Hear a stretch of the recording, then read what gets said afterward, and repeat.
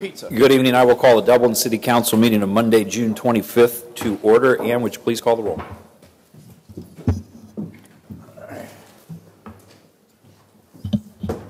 Mr. Keenan? Yes. Vice Mayor Ambrose-Grooms? Yes. Mr. Reiner? Here. Mr. Rosa? Here. Ms. Aludo? Here. Mayor Peterson? Here. Ms. Fox? Here. Jane, would you please lead us in the Pledge of Allegiance?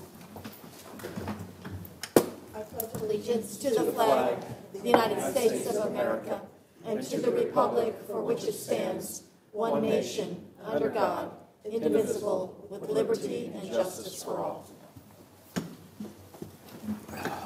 Okay, good evening, everyone. On the consent agenda, I make a motion that we approve the two items on the consent agenda unless there is any council member that would like to have either one removed.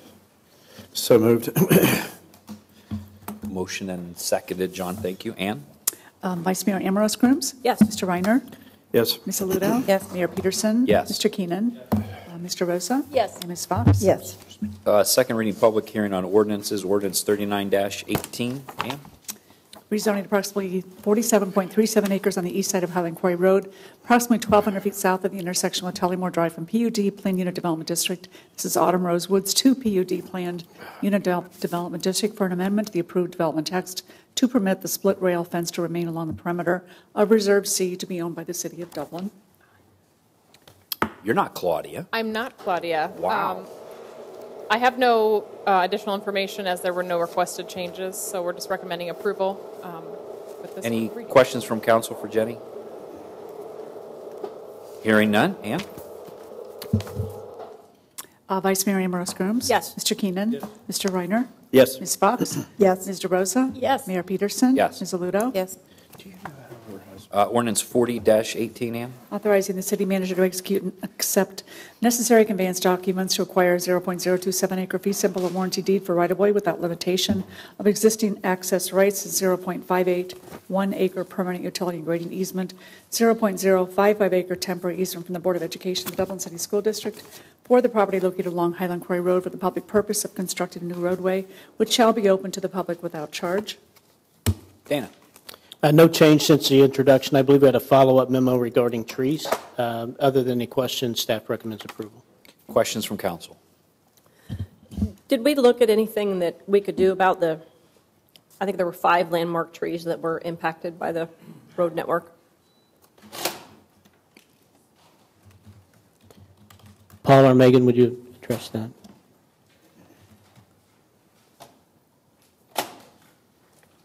Yeah, we did look at that, but there really weren't any alignment adjustments we could make to miss them. And they're really not impacted directly by either the roadway or the pedestrian paths. It's really the grading that affects the root zones. Okay, and there isn't any like retainage wall kind of thing, anything we could do that might help No, we include did. the grading? No, we did look at that, though. Because our interest is always in preserving trees, especially ones that are a landmark type. There were some proposed plantings I saw in the document. There was a reference to evergreen shrubs and things of that nature. Will we see any of those plant lists? We don't typically present it to council for your review, but we can certainly get it to you if you'd like to see it. My only concern was with the evergreen shrubs. You know, we have along 161, we have a juniper, sea green juniper planting in front of La Scala, Tommy's Pizza, that stretch through there. And Europhyamites have become a real problem, and those have never been treated, and we're probably at risk to lose them in the next year or two. So I would just ask that we don't plant, a sea green juniper or one of those cultivars that are susceptible to that, because the treatment is costly and difficult. We'll work with Sean on that as well, so thank you. Anything else from council? Ann? Mr. Keenan? Mr. Rosa? Yes. Vice Mayor Ambrose-Grooms? Yes. Ms. Fox? Yes. Ms. Aludo? Yes. Mayor Peterson? Yes. Mr. Reiner? Yes. Ordinance 41-18, Ann? Adopting amendments to Chapter 99 of the City of Dublin Codified Ordinances addressing small cell facilities and wireless support structures within the right-of-way, including design guidelines for specifications and aesthetic requirements that all small cell facilities and wireless support structures must meet prior to installation in the City of Dublin right-of-way. Vince? Mayor, members of council, in your packet was an amended ordinance and a cover memo.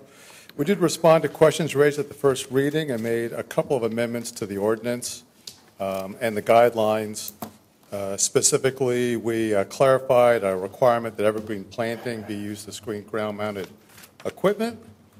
We did clarify maintenance requirements, expectations on the part of the city, and we did make a modification to the map of the historic district and switched out a couple segments of the side streets that were predominantly residential.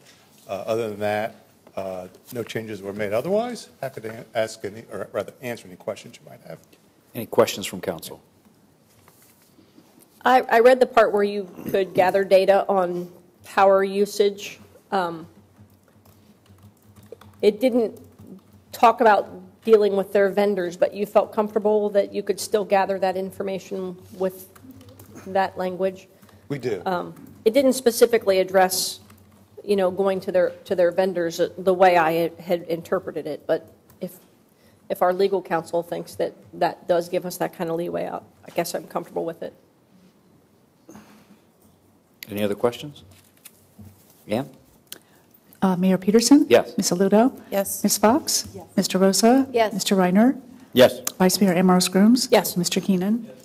Ordinance 42-18. Adopt Mayor, amendments? Excuse me, if I may, I just want to mention that a week ago today, we hosted a meeting of cities regarding House Bill 478 and the implementation of this. I just wanted to publicly acknowledge our legal team and Vince for working, for what they've done with this ordinance, the wireless ordinance, as well as what they did there. We had 89 attendees in 53 cities there, and great turnout. And it's not to say we have the answer. We have a pretty good one, and it was just great to share all that with all the other cities. So I just really want to commend these folks on the great work that they did. Great. Thank you, Dan. Ordinance 42-18. Adopting amendments to Section 153.162 of the City of Dublin Codified Ordinances to require registration of sign contractors and bonding for sign installations.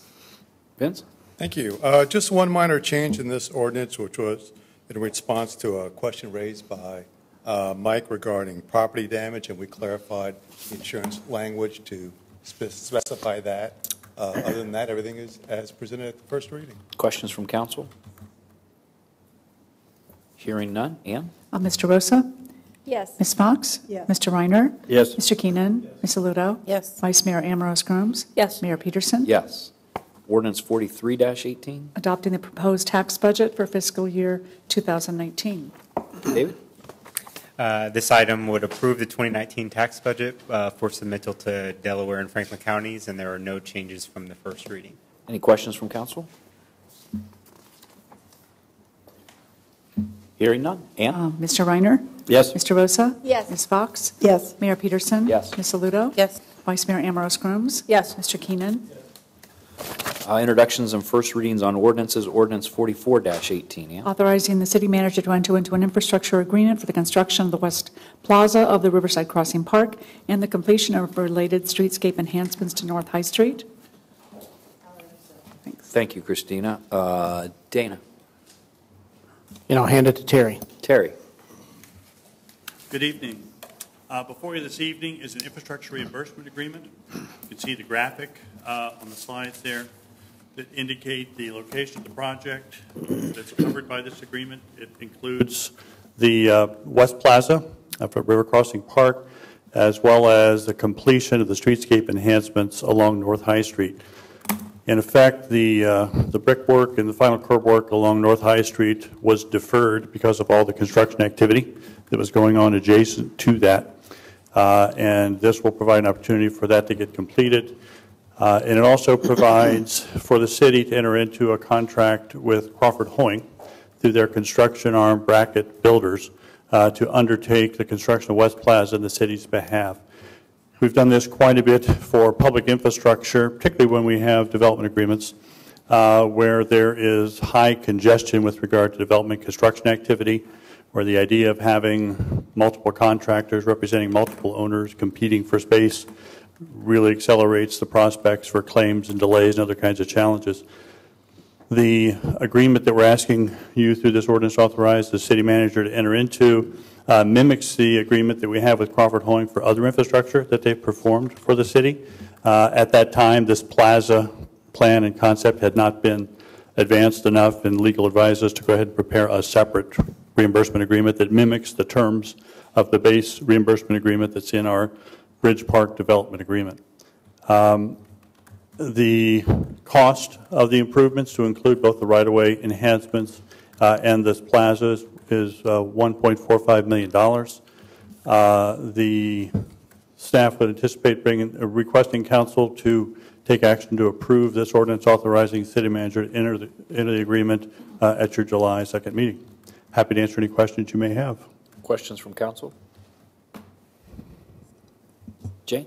I don't have a problem with the infrastructure agreement. What I'm concerned about is that we have not finalized the design of the East Park, and I've always had a problem with the design of the seating on this West Plaza. But I'm particularly concerned that as we finish the design on the East Plaza, that there will not be a cohesive design between the two plazas. And I really question whether or not the seating on the West Plaza, and I always will, is the appropriate kind of seating or the appropriate kind of permanent structure on that plaza without really understanding and knowing what East Plaza is going to look like. So I would ask council to discuss that. This seating does reflect, as City Council approved the final development plan. We did have those discussions at the time of final development plan review and approval for the West Plaza.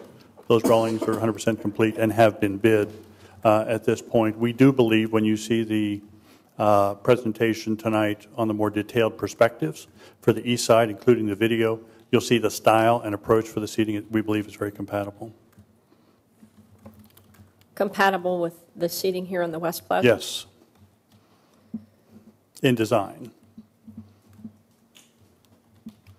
So is the totality of the seating that's available these particular, I want to call them, I don't know, cement or stone or seating? Are there other seating included in the West Plaza? Not as part of this construction. This construction, because those elements have to have the foundations put into them, and the drainage and everything else are part of them. That's why they were baked in really to the final development plan approach on that. Could other stuff be done on the plaza? I think we've talked in the past some of the activities and programmatic elements that you can do on this plaza. It's not meant to be a major special event area, but this is the seating that's proposed for the West Plaza and as it was approved.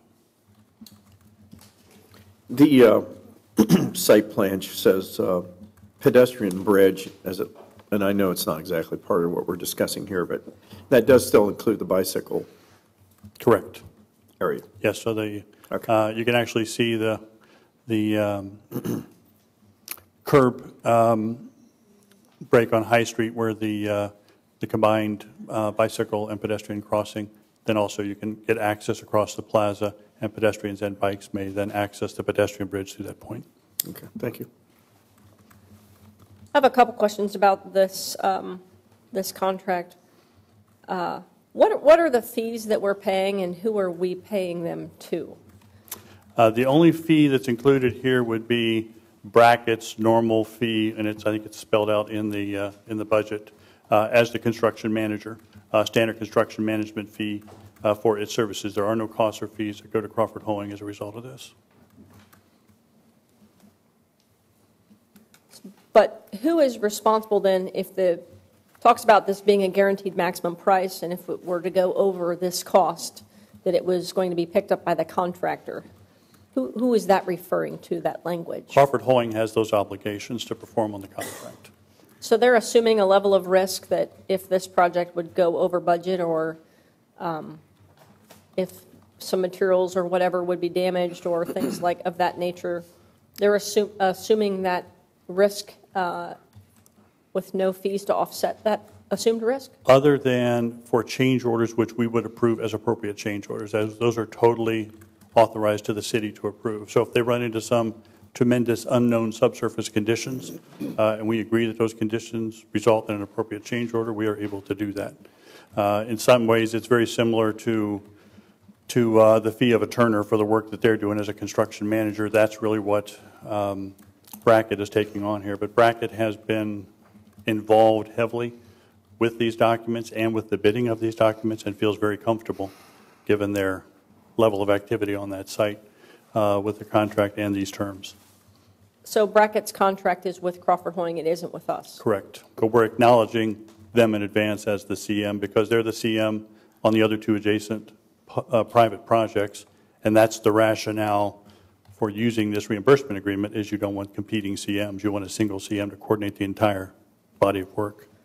Do we know whatever agreement is between Crawford Hoying and Brackett, if they have passed that risk along to them? Do we know what that contractual language says? No. I do not know how they should. As far as we're concerned, the obligation flows to Crawford Hoying. And that's typical on our reimbursement agreements. The developer takes on the obligation, just like it did with Casto or others when we've done infrastructure reimbursement agreements in the past. And there's contingency built into the contract. Yeah, we have an owner's contingency. Again, that's strictly for up to us to authorize if we see unforeseen conditions or if there's something we want to do to accommodate better pedestrian movement up and down High Street while construction is taking place. We choose to add that element on there. We've got that contingency to use those dollars for as an example.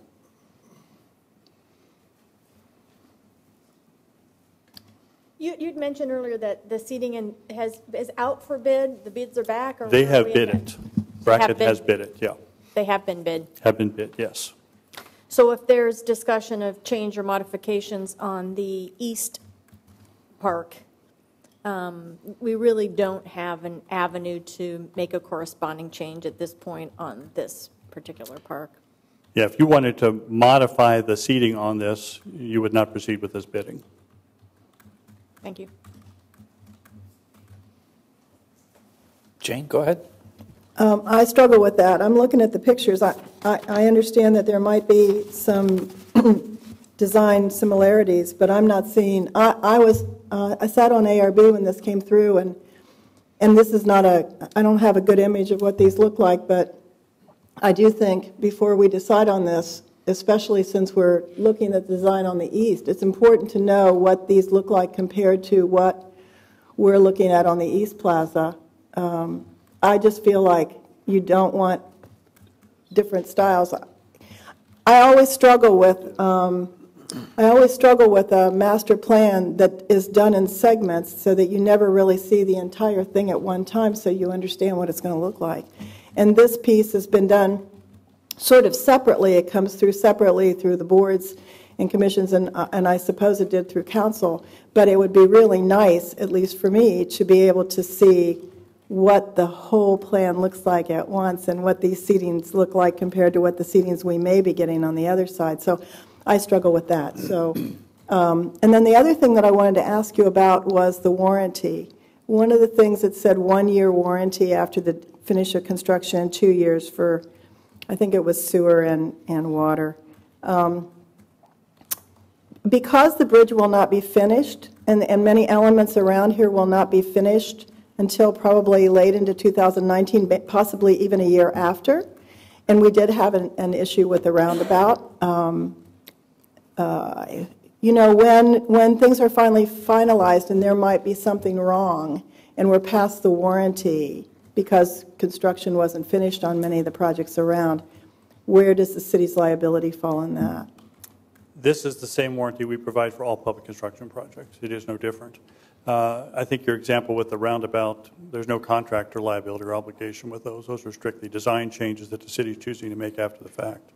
When this plaza is done, it will be open and available for public use, and I suspect it will be, especially with 2 restaurants located on either side of it, library getting completed next spring. The pedestrian bridge is scheduled to get done in the summer of 19. This plaza probably gets done in early 19 on those, so we think in terms of the timing of the elements coming together, it works quite nicely on there. If there was something we wanted to change on it or modify it moving forward, that would, as with all other public improvement projects, be on the city. Well, certainly the whole of this won't be open prior to the pedestrian bridge opening because the two meet. This stairwell that leads down adjacent to the pedestrian bridge landing certainly won't be open prior to the bridge being complete. It may be on the stairway. If you recall, the building Z2 had a commercial use at ground level there.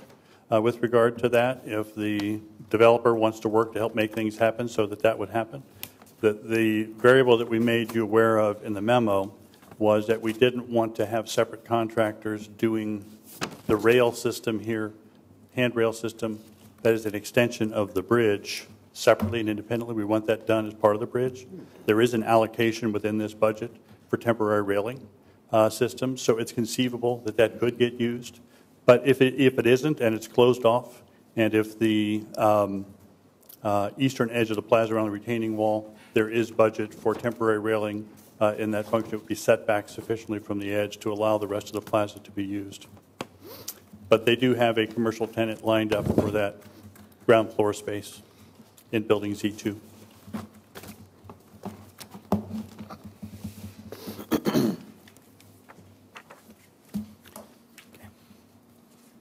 So, Terry, can we, just to follow up on what Jane was saying, are we able to get the renderings, because we have renderings of what this will look like, kind of alongside of what the east side seating area will look like, just so that we can sort of do a nice comparison.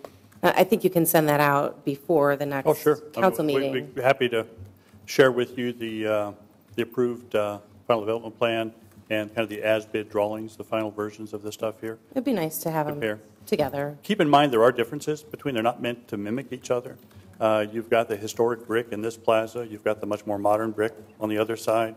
The bollards on this side are historic. The lighting here is historic. They are different. But in terms of this kind of curved approach to the seating and the sculptural shape of that seating, you'll find those are very consistent. And I think they have to hang together, obviously, within the space that they're located and be generally compatible. I don't think they have to mimic each other 100% with regard to dimensions and form. They're really different kinds of spaces with different kind of contexts. You know, I totally understand that. And one of the things that I would like council to consider, and this was discussed also at ARB, was the flexibility of the space. Once you have pieces like that, and you don't know how these spaces are going to be used, it's kind of the same discussion on the east side. You don't exactly know how they're going to be used. These are such a permanent piece that if you wanted to have, I don't know, a little pop-up something, you take up a lot of the footprint with structures as long and as large as these are. It leaves no other options, I guess I would say, and I think that's just worth considering since we're giving such scrutiny to the east side for the same reasons. It's just something I would like council to just take a moment to look at in one whole picture is what I would like to see. So you can get us those mock-ups? We'll be happy to provide those to you before your next meeting. Any other questions from council? What is the expected timing of the beginning of the construction of this particular seating area? We would suspect this would begin July, August kind of time frame.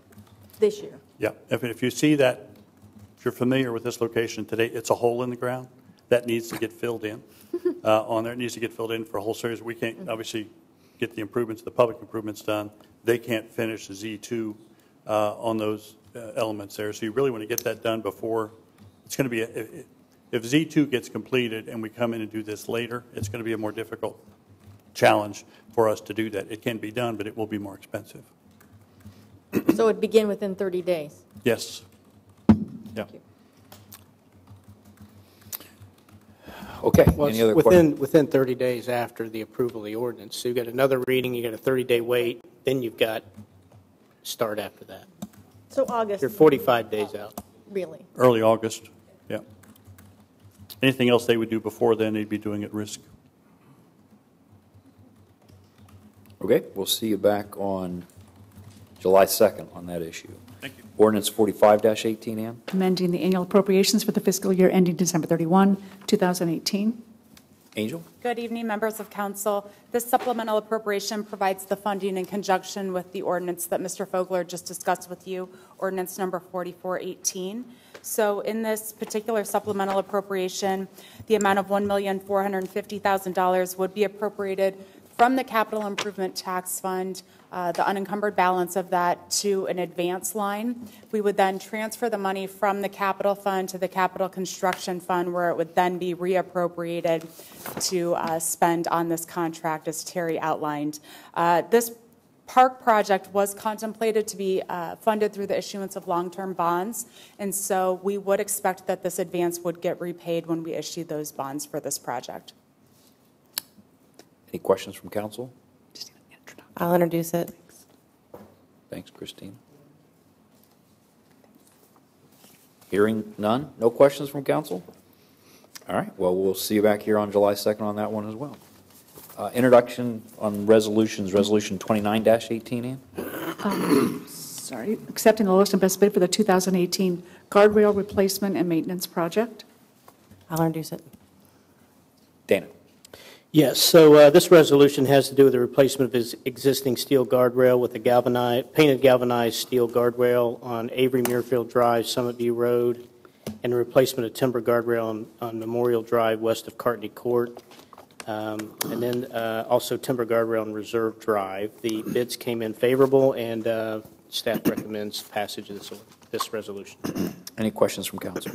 You know, I thought I heard Paul tell me at one point that when we started putting the wooden guardrail in, that actually lasted longer and was more durable, and when they did take a hit, you didn't have a big dent in it and have to replace it. I know it's a little more expensive on the front end, but is there any argument to be made for using more? No, we've wood? actually had a good experience with it. It tends not to deflect as much as a steel, so it requires a little less repair. Again, the whole purpose is to guide the car back onto the roadway.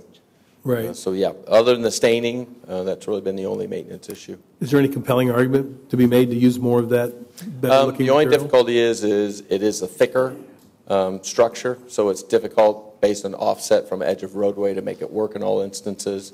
Like on Avery Muirfield, we just could not. We tried, and we just couldn't make it work in that particular instance. But it is always our first option, and then if we can't, we fall back to a steel.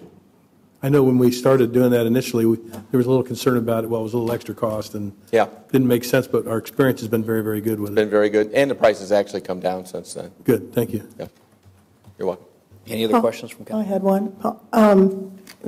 The guardrail, the wood guardrail was just put in front of, I noticed that the price on these are coming in above, what you estimated. Mm-hmm. And I do think the wood guardrails are wonderfully, that's a great look. And they did just put in wood guardrails along the quarry edge right there on High Street.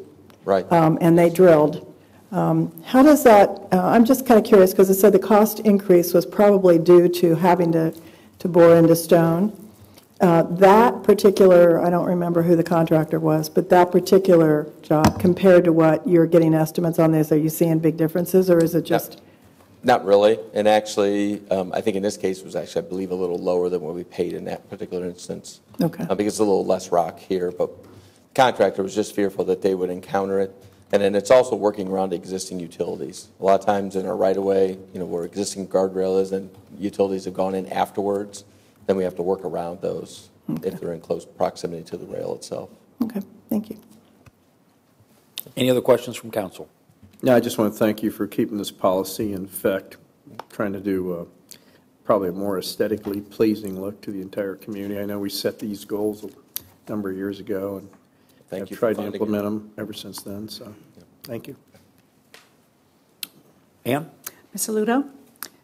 Yes. Mr. Keenan? Yes. Mr. Rosa? Yes. Mayor Peterson? Yes. Ms. Fox? Yes. Mr. Reiner? Yes. Vice Mayor Ambrose Rooms? Yes.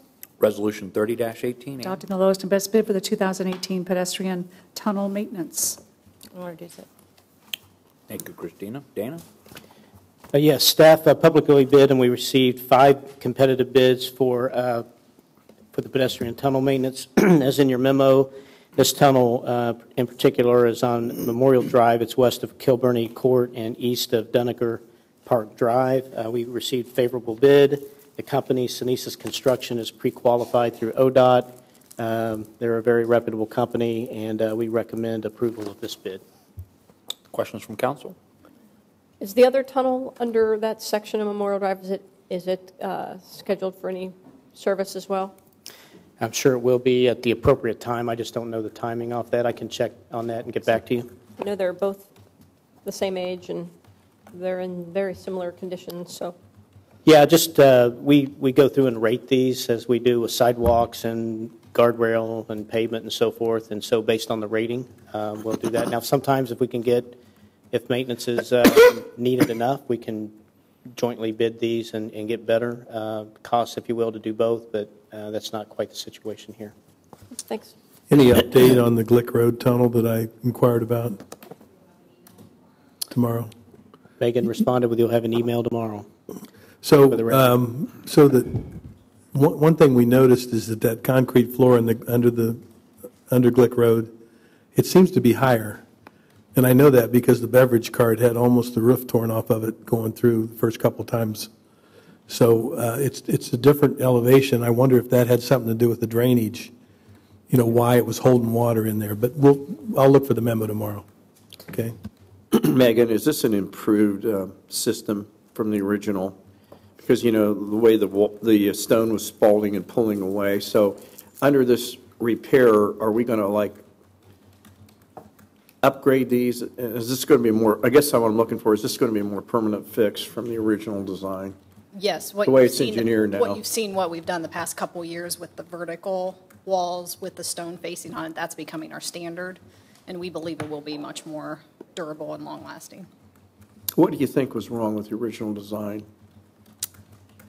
I mean, it's lasted, oh, God, 20, 30 years. Yes, that's true.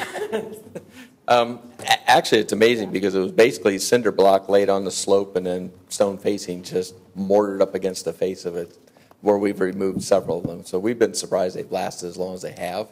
These will be reinforced concrete retaining walls, and then we will put a stainless steel mesh on the front that's mechanically attached to the face of the wall that then the synthetic stone is attached to on the front. They probably did the cheapest thing they could in the 1970s. It lasted. Will this be a similar process of under Muirfield between the country club and just south of Whittingham? These will actually be different type walls. Those were actually gravity retaining walls, and these are actually cantilevered retaining walls. So it's a little different design, but the look will be very similar. Cool. Thank you. You're welcome. Anything else from council? Hearing nothing else. Ann? Mayor Peterson? Yes. Vice Mayor Ambrose Grooms? Yes. Mr. Bosa? Yes. Mr. Keenan? Mr. Reiner? Yes. Ms. Fox? Yes. And Ms. Aludo? Yes. Resolution 31-18, Ann? Accepting the lowest and best bid for the water line replacement Phase 4 project. I'll introduce it. Thank you, Christina. Dana? Yes, this is a continuation of obviously the three previous phases, and is our ongoing effort to replace and improve water lines. So this project will replace an existing 2 to 3 inch water lines with new 6-inch ductile ironwork. Iron water lines, this includes fire hydrants and other associated appurtenances. There are 6 locations I wanted to read off: Dunskeith Court, Springburn Drive, McEwen Court, Bollock Court, Havington Court, and Ketchum Court. This will also include some, obviously, the reconnection of the residential lines to the water lines once they're completed, and also some resurfacing in the immediate area of the streets involved relative to these cul-de-sacs. We received favorable bid on this, and staff recommends approval of the bid. Questions from council? How many more of these are there? How many more? What phase did they stop using that? Megan, you want to answer that? Or Paul? Several more? Yeah. Oh, good. This will be ongoing, much like this is maintenance. So as water lines, deteriorate, we'll try to do the best we can to stay on top of those. So I would envision this will be an ongoing. But we would expect the water lines that we're putting in to last longer than the 20, 25-year-old water lines we're replacing. Well, this is true, but yes, Good. we would. So I understand there were some drainage issues down in that part of the world too, Levin Links in particular. Water flowing, was it just because of heavy rains? Is there drainage issues over there?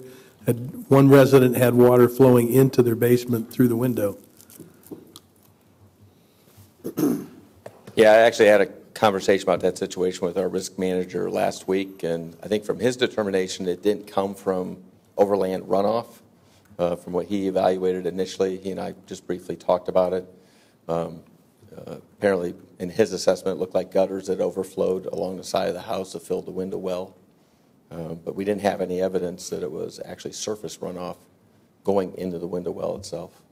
Okay, thank you. You're welcome. There was a number of houses, and I'm familiar with them, down in there in that low area. Mm-hmm. And I think they almost violated any kind of floodplain.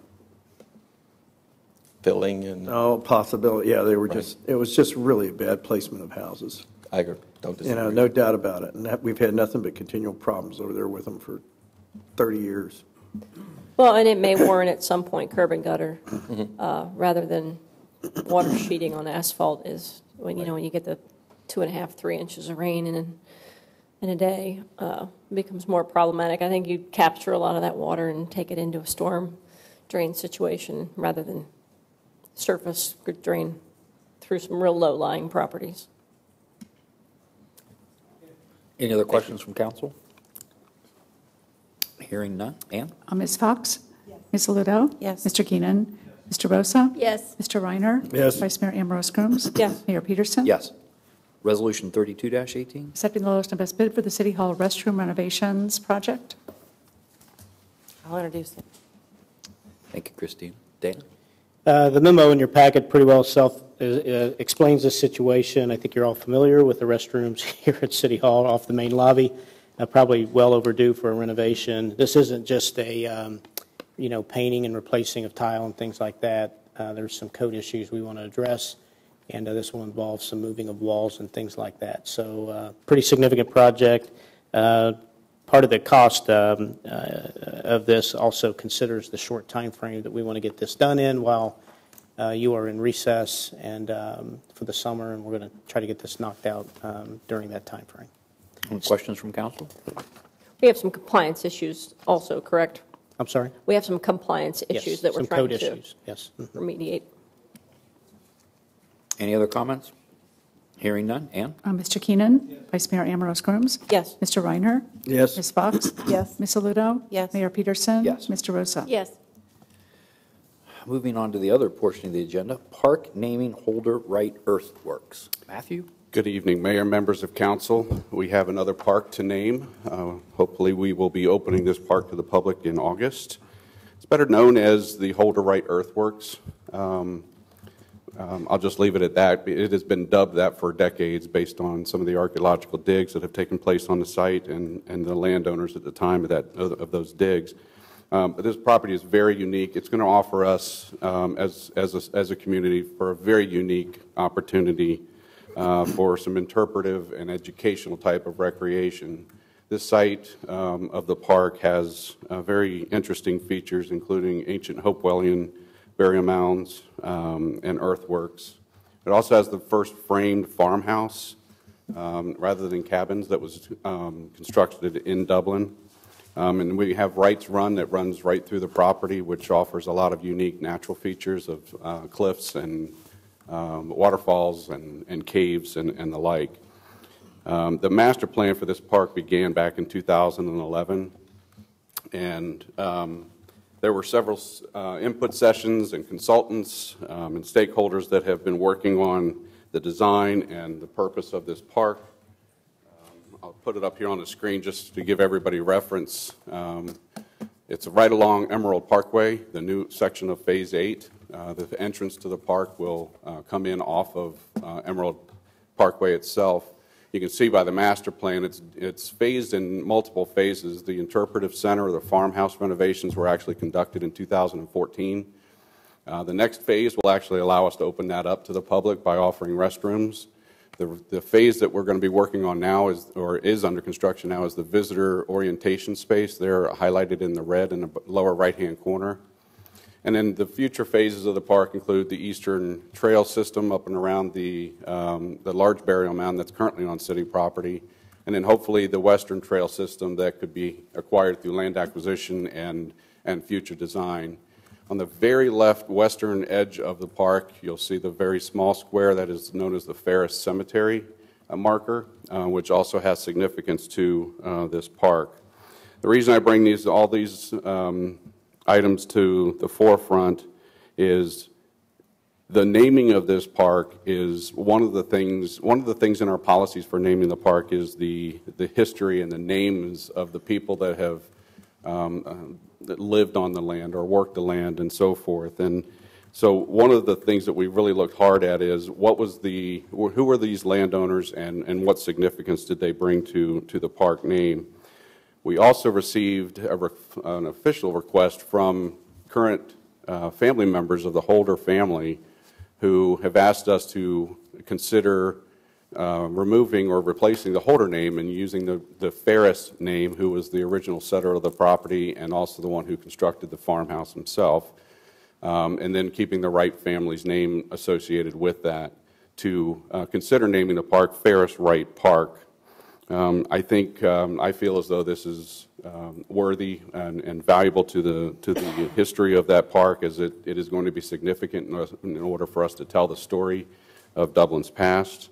So with that, staff recommends relinquishing the existing policy steps in place for naming the park and name the park Ferris Wright Park. Thanks, Matt. Any questions or comments from council? I have a question, Matt. I just want to be clear because I'm not really familiar with it.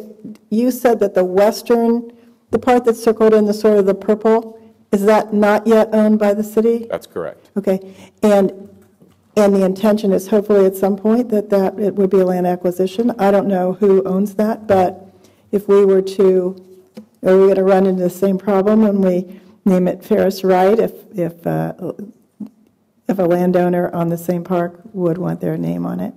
I don't know. I'm just guessing. I'm just asking. Well, there are several attributes to this park that we could associate the name to.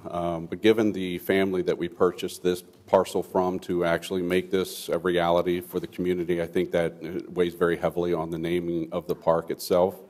We could name portions of the park. For instance, the Ferris House, we can name it. There are names that have been given to the burial mounds themselves. So there are opportunities for us to reflect on that throughout the interpretive idea of this park. That's one of the neat things about this, is that we will be able to design interpretive programming that not only looks at the ancient past, but the more relevant past of the 1900s, but then carry that forward and continue the history of Dublin to be able to tell that story. So the landowners, I think, could be into that material as far as the education component. It's kind of interesting you mentioned landowners. The original landowners were the Hopewells. That's true. So, yeah, should be Hopewell. Go back to there. So I think somewhere along the line, I had hoped that we would recognize that somewhere. Because the mounds are a really important part, an archaeological part of this park, and certainly of the interpretive center. So, at least for me, I think Hopewell somewhere, somehow. I can throw out a suggestion in that it's Ferris Wright Park and Hopewell Earthworks. Yeah. Isn't it technically one of the farthest northern Hopewell sites or something in the state? Didn't I read that one time?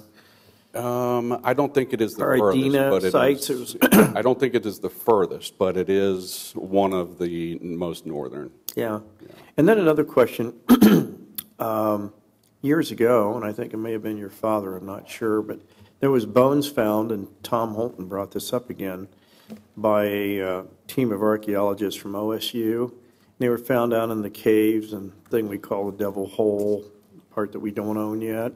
And is there any, and I don't know if this still exists, but maybe we could look into seeing if those could be retrieved and put back into this site as part of the exhibition. And I don't know if Ohio State still has those. That probably happened 60 years ago or 50 years ago. A lot of those findings are actually at the Ohio Historical Society.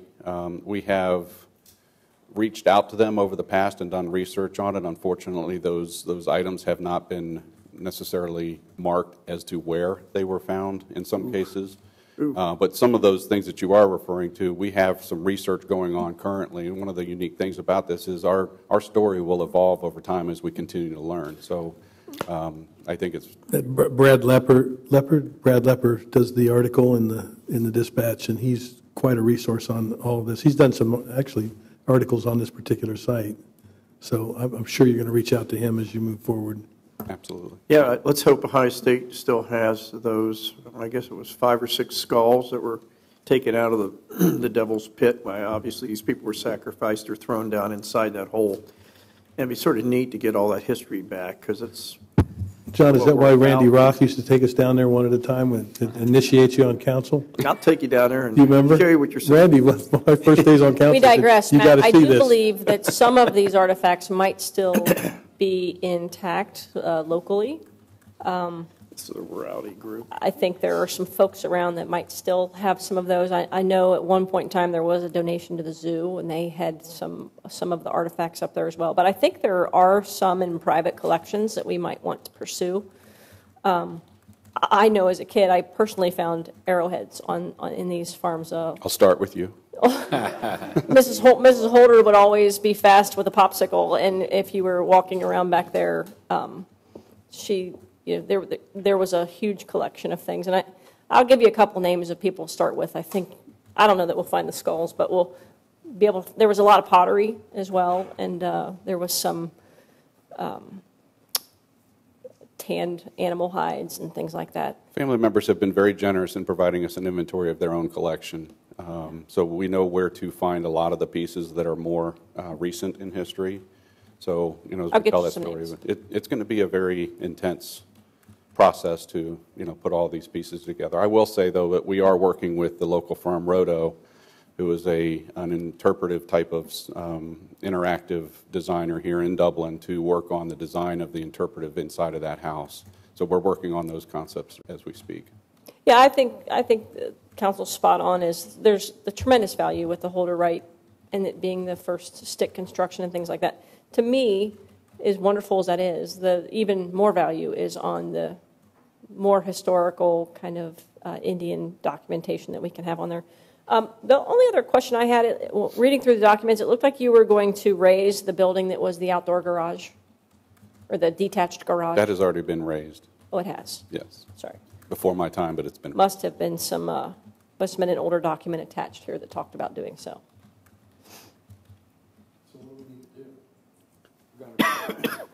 Do I make a motion to name the park?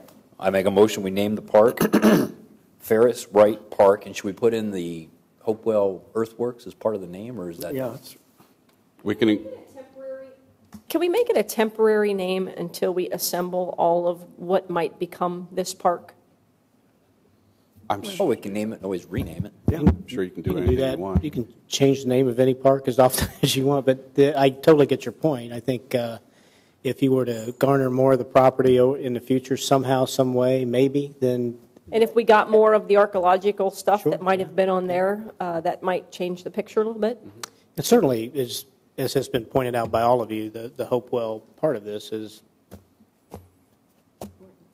a big part of this. You don't want that to be, you don't want somebody to drive by and not realize that's not a part. It's hard to capture the entire history in one name. It truly is, and I get your point, and I think that's a valid one, that maybe we just, we need a name for this to be able to open it and have an address and call it. I appreciate that. You could put Ann Hopewell Mounds on the sign. Well, we can certainly, we'll take into that in consideration and reflect on the Hopewellian. So, Matt, have you heard any objection to this recommendation? I have not.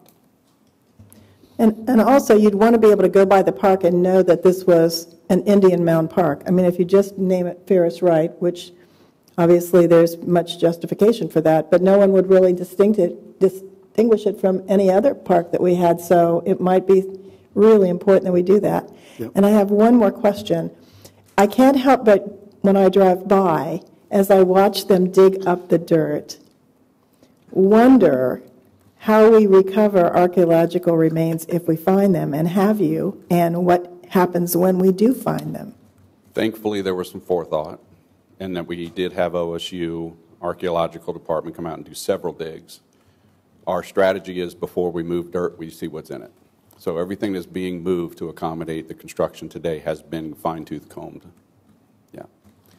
I will say Tom Holton is here, too. I don't know if, Tom, you had anything to add to what I had to say, but certainly there is a reflection here from the Historical Society. Thank you, Mr. Mayor and members of council. I support the idea of the name of the park. Certainly the Holder name is just a more current name, so the Ferris Wright name just reflects the historic significance or the ownership of the land. It's interesting to listen to the conversation about recognizing the site or the mounds, the earthworks themselves, because nearby is also what's called the Crumb Mound that's identified in the work that's been done by archaeologists over the years, back to the late 1800s. So if you do research in the, like Dr. Angel has done, or other archaeologists or anthropologists, just nearby by the what we call the Arts Council Arts Center, there's a Crum Mound, but it's been called that because it's on the Crum property. And the Davis Mound, which is farther down by Martin Road, it just happens to be on the Davis property. So those mounds just happen to be identified by their location. So this mound would be identified by its location. So to call it the Hopewell Mound would, in a sense, be inaccurate. It'd be more accurate to call it the Holder Wright Mound or the Ferris Wright Mound now because of its location. So that's something also to consider. You could call it the Ferris Wright Mound at the Ferris Wright, or the Hopewell Mound Hopewell Mound located at Ferris Wright Park. That will be a conundrum, something difficult to figure out. But I think it's important to, as Matt is saying, to try to figure out or try to attach a name to it now so we can get the publicity out to the public. But the Historical Society certainly supports what's going on now. We've been following the development of the park and the research that's been done. I've talked to Dr. Angel and Dr. Burks, who've surveyed or done the latest digs and surveyed the property, and they've very carefully seen what's under the ground and done some digs. So everything that they've protected everything that's there. So we're very, very much in support of what they've been doing now. Thank you.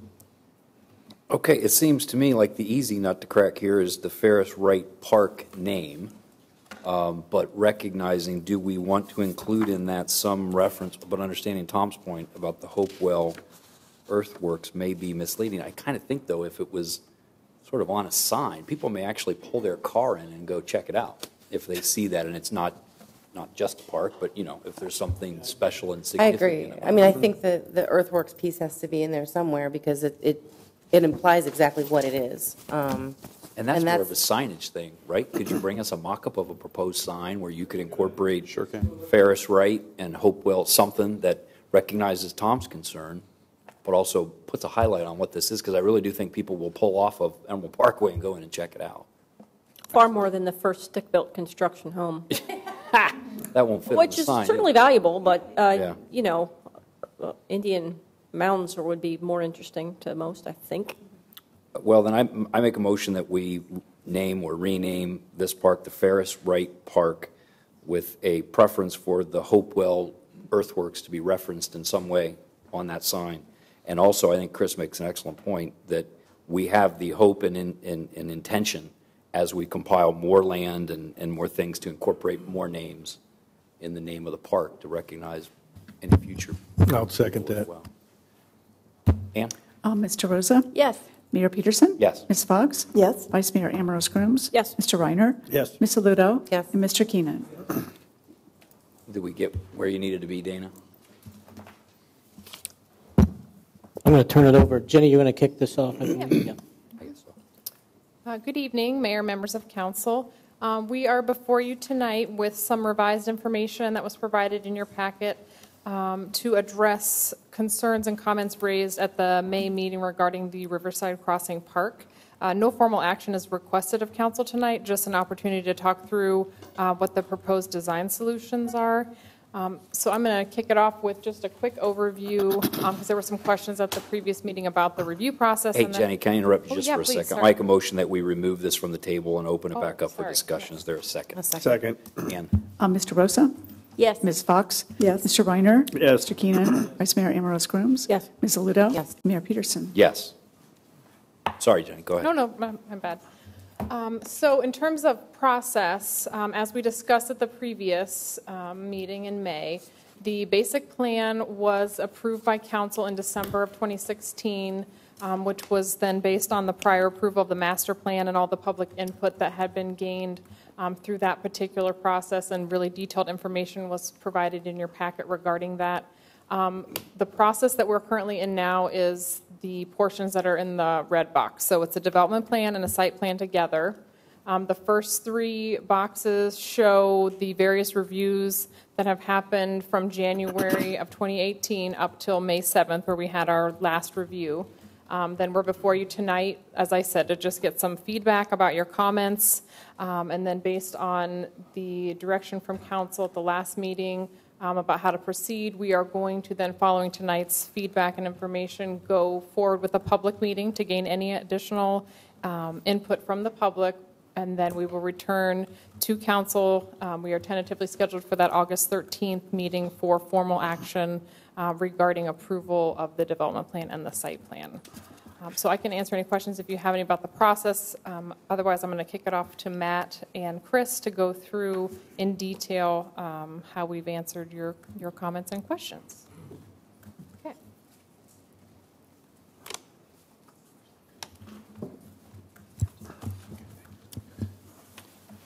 Thanks, Jenny. Just to recap where we left off after the last meeting on May 7th, the items that council brought to our attention for reconsideration and some more research and some more information regarding the site plan itself. The items are listed here on the screen. We intend to demonstrate that each of these have been updated. You have received in your packet a fairly lengthy presentation of information with renderings and the like. I would be happy to go through the items that are of concern. These items particularly up here on the screen, we have most of those renderings in presentation form, but instead of going through the full presentation first, I would like to show an updated video that reflects a lot of what we talked about on May 7th, and I think that you will find that a lot of the answers you may have may be reflected in this video, and then jump back into any specific questions you may have regarding any of the issues that may still be out there.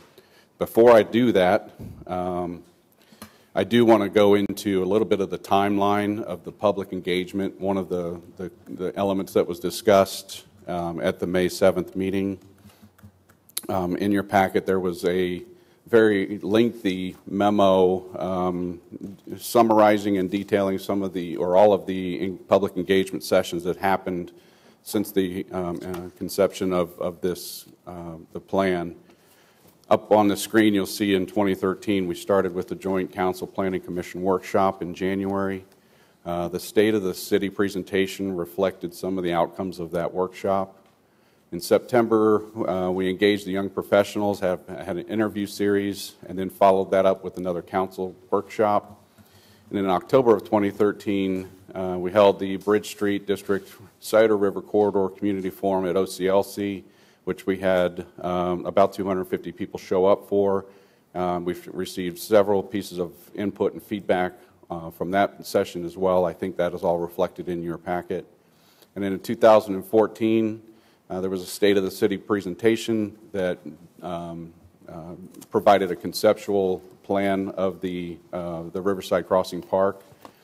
2015, we took all of those information pieces and furthered the process along and developed the master plan and put on display at the HOA leadership meeting in April, at which we had several people that showed up for that with responses and input as we progressed with the plan itself.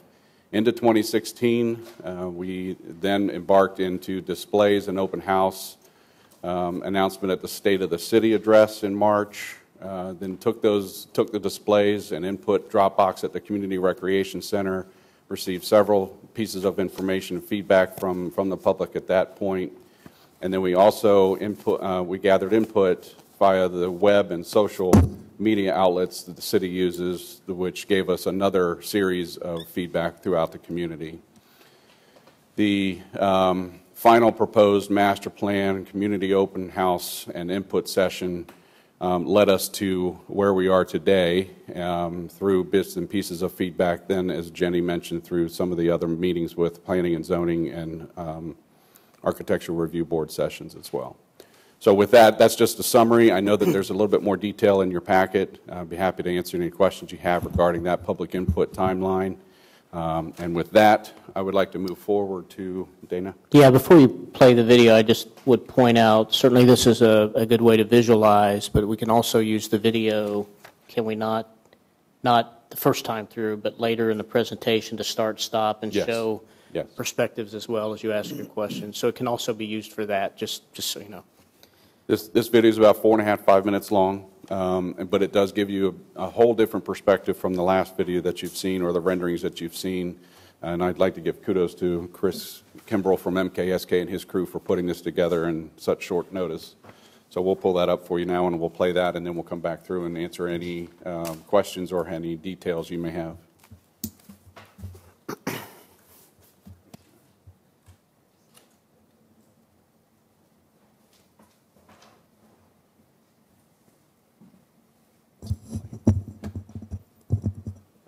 Good evening. We're excited to share this with you.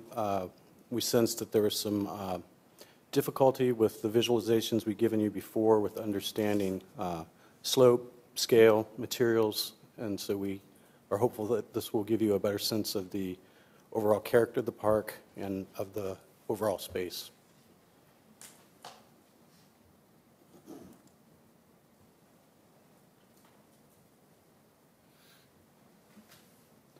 So here we are approaching the east abutment towards Bridge Park East.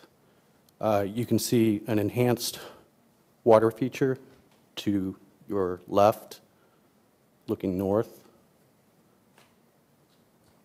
And now we're panning south to take in the pavilion and the extension of the abutment wall and the shared path below.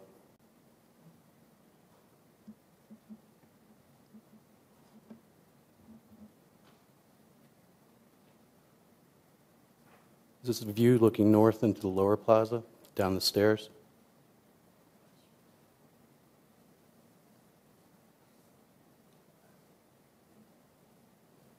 And this is a view looking north of the accessible route. This also facilitates maintenance vehicles being able to make a circuit through the park.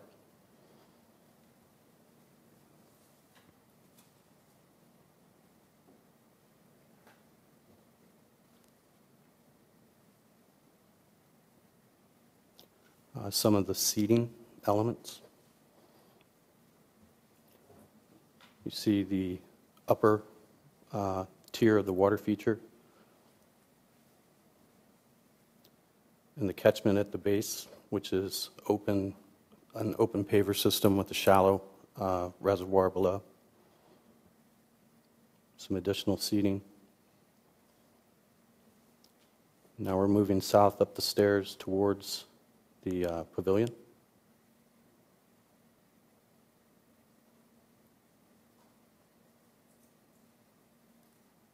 And looking east to Bridge Park Avenue and the intersection of Riverside Drive.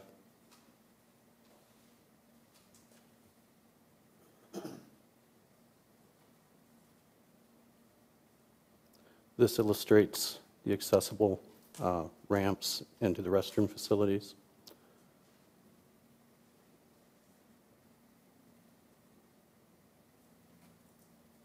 And as we turn the corner, you can see the fireplace, and off to your left, the concession stand opening. Bike facilities on this side, and a little view of the bridge in the distance.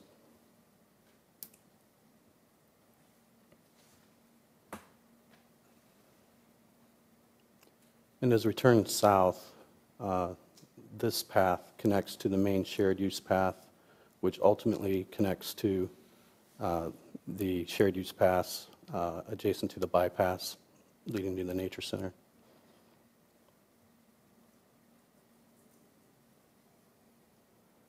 This is the south overlook, which affords some views of the iconic tower and also facilitates vehicular movements for maintenance vehicles. You can see to the left an indication of the intent to restore the areas where invasives will be removed with natives. You'll note that the garage is now on the south facade.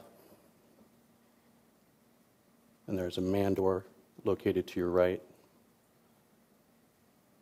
This is the abutment coming up, projecting out with the cut stone. And this is the area that we've added in response to the concerns with maintenance and overspray.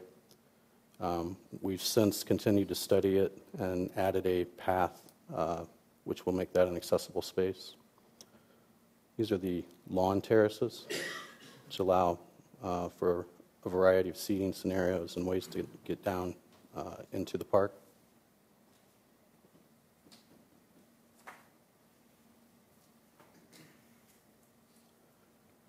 If you follow the shared use path all the way north, it ultimately connects to the small park and the shared use path under the 270 bridge.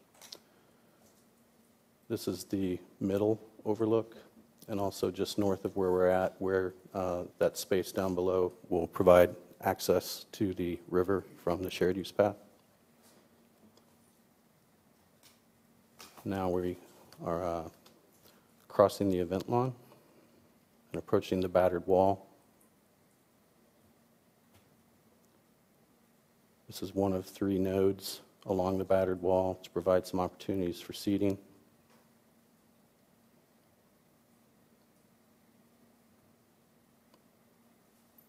And this is the southernmost node.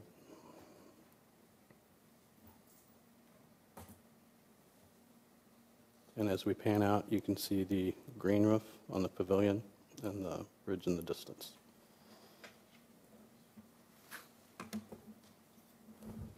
Is there any particular segment of that you'd like to revisit? Is that video available? Yeah. Can you copy that and send it to us?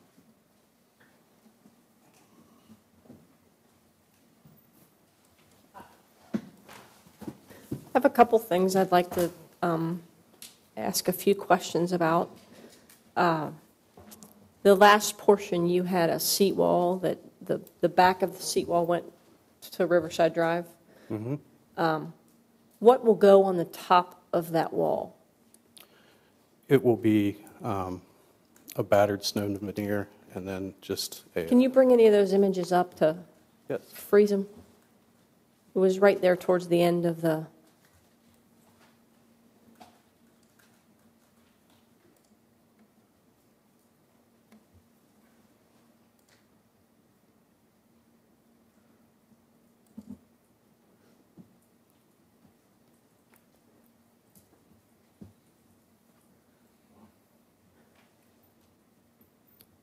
Okay, if you could hold it right there.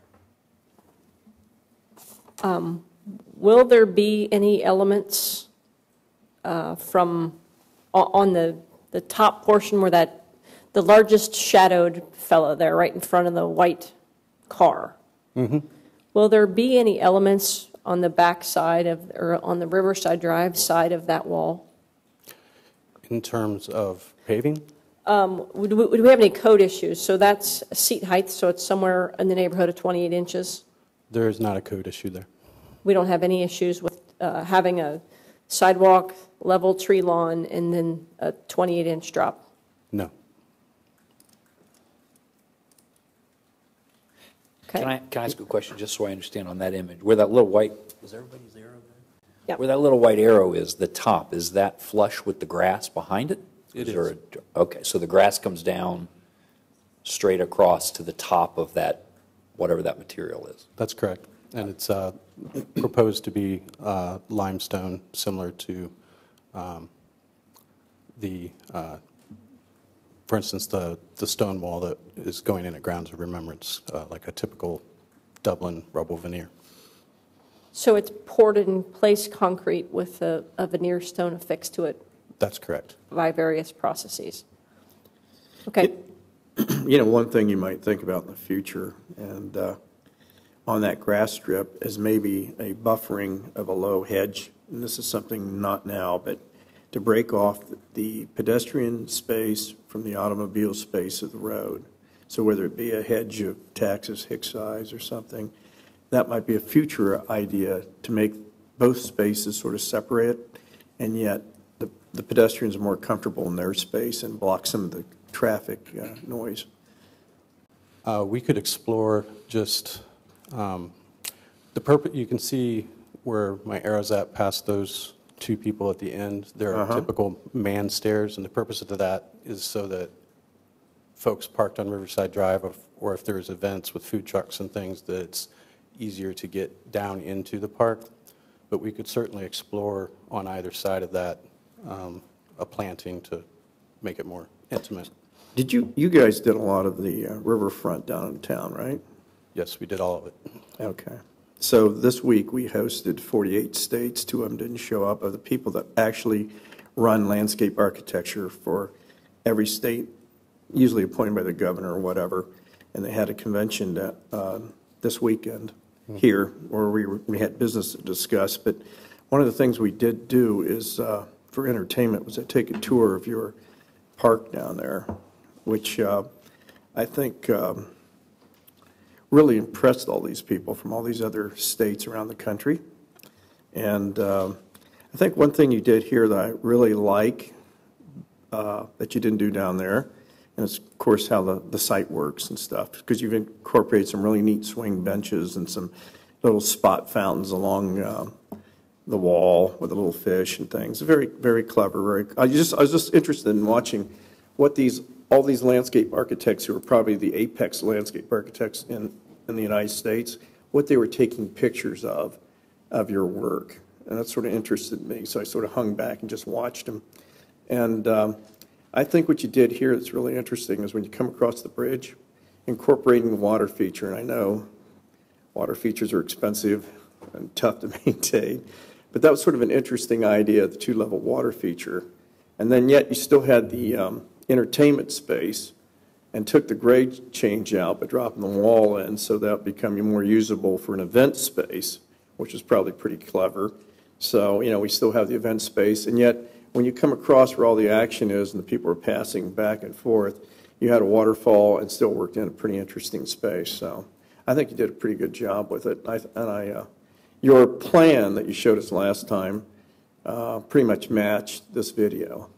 I think it's very helpful. But so I think it's pretty clever. So you guys, you did a nice job down there, and I think all these people from around the country were pretty much impressed with your work. And I think this park right here is going to be probably an apex piece of work. Well, I do like the stone steps in there. It would be nice to get some, a little bit more buffer off of Riverside Drive into the park to help with, noise and kids running in a park and things like that, just to provide some separation. I don't know that I am, so I saw some tables on the flat work, the brickwork coming off of the bridge in that plaza. Most of the other places I've seen that are areas to sit, I did see one bench along the pathway. But I don't know, I'm not thrilled with the places to sit would be on these concrete piers with your back to Riverside Drive all the way up against it. I understand that we need to retain that area through there, but I would prefer to see some other surfaces to sit on. I'm thinking about if someone were to go to read a book. Where would you go other than the bench that was along the pathway closer to the river? Where would you go to read a book? Where would the quiet spaces be? And I'm not certain that a lot of people are going to want to sit on a stone wall up against Riverside Drive with their back. So I get that we have to retain that. I'm not so excited about that being our largest source of seating in the park through there. I have a little concern about the slope of these, of the next phase of the wall. To me, if I were there with my kids and we rode our bikes there, my kids would be riding their bike up and down that sloped wall. So I don't know how we're going to preclude that kind of behavior. I'm not sure that that's what we want in this park, for someone to come off the sidewalk, come across the grass, and then ride their bike down those slopes onto the grass below, where we're hopeful that is more of a respite kind of area from an urban environment. So I get we need a retaining wall through there, but I think it should just be a retaining wall and not try to do seating and not try to do other things.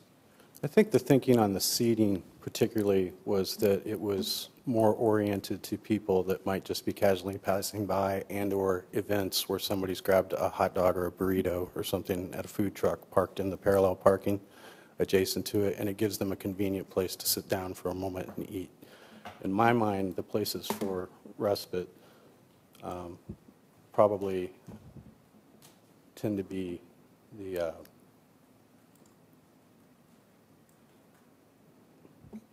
more secluded areas in the lower plaza, like this bench,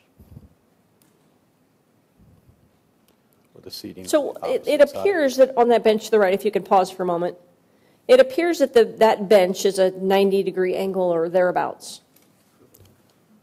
The back to the seat. It would have an angle like a typical seat.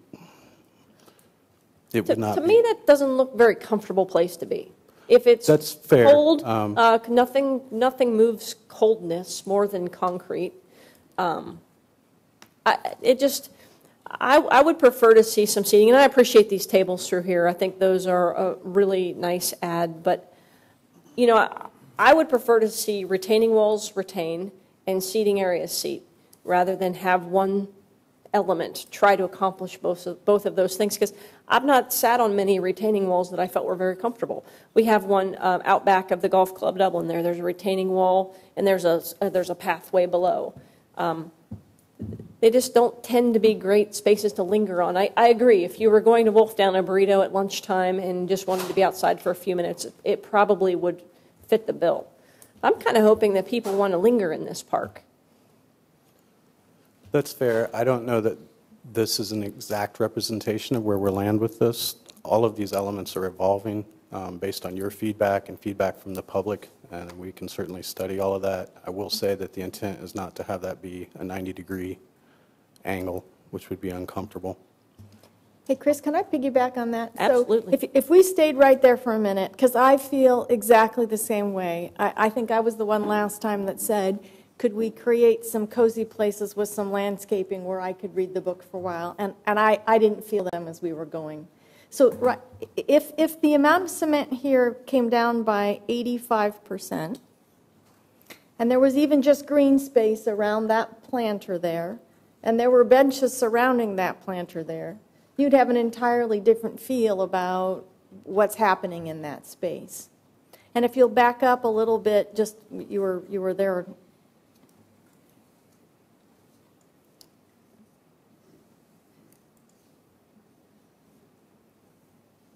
Sorry, this? Yeah, and so that, the retaining wall comes down, and then you're walking into a cement area, it feels to me, more than a seating area. And it's maybe just the sheer length of the cement and the continuation of that. And then if you continue this, and as you're walking towards, I was paying attention as you're walking down, I think now do you leave, I guess maybe it's a little further down, you leave and you walk towards sort of that middle intersection?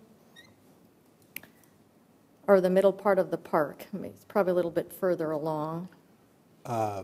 Towards the lawn? Yeah, towards the, what am I saying, the north end of the park. So, yeah, the other direction, yeah.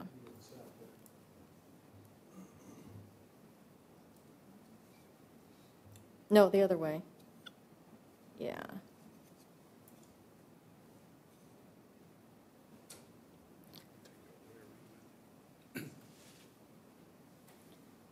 I think it's much further along, yeah. Oh.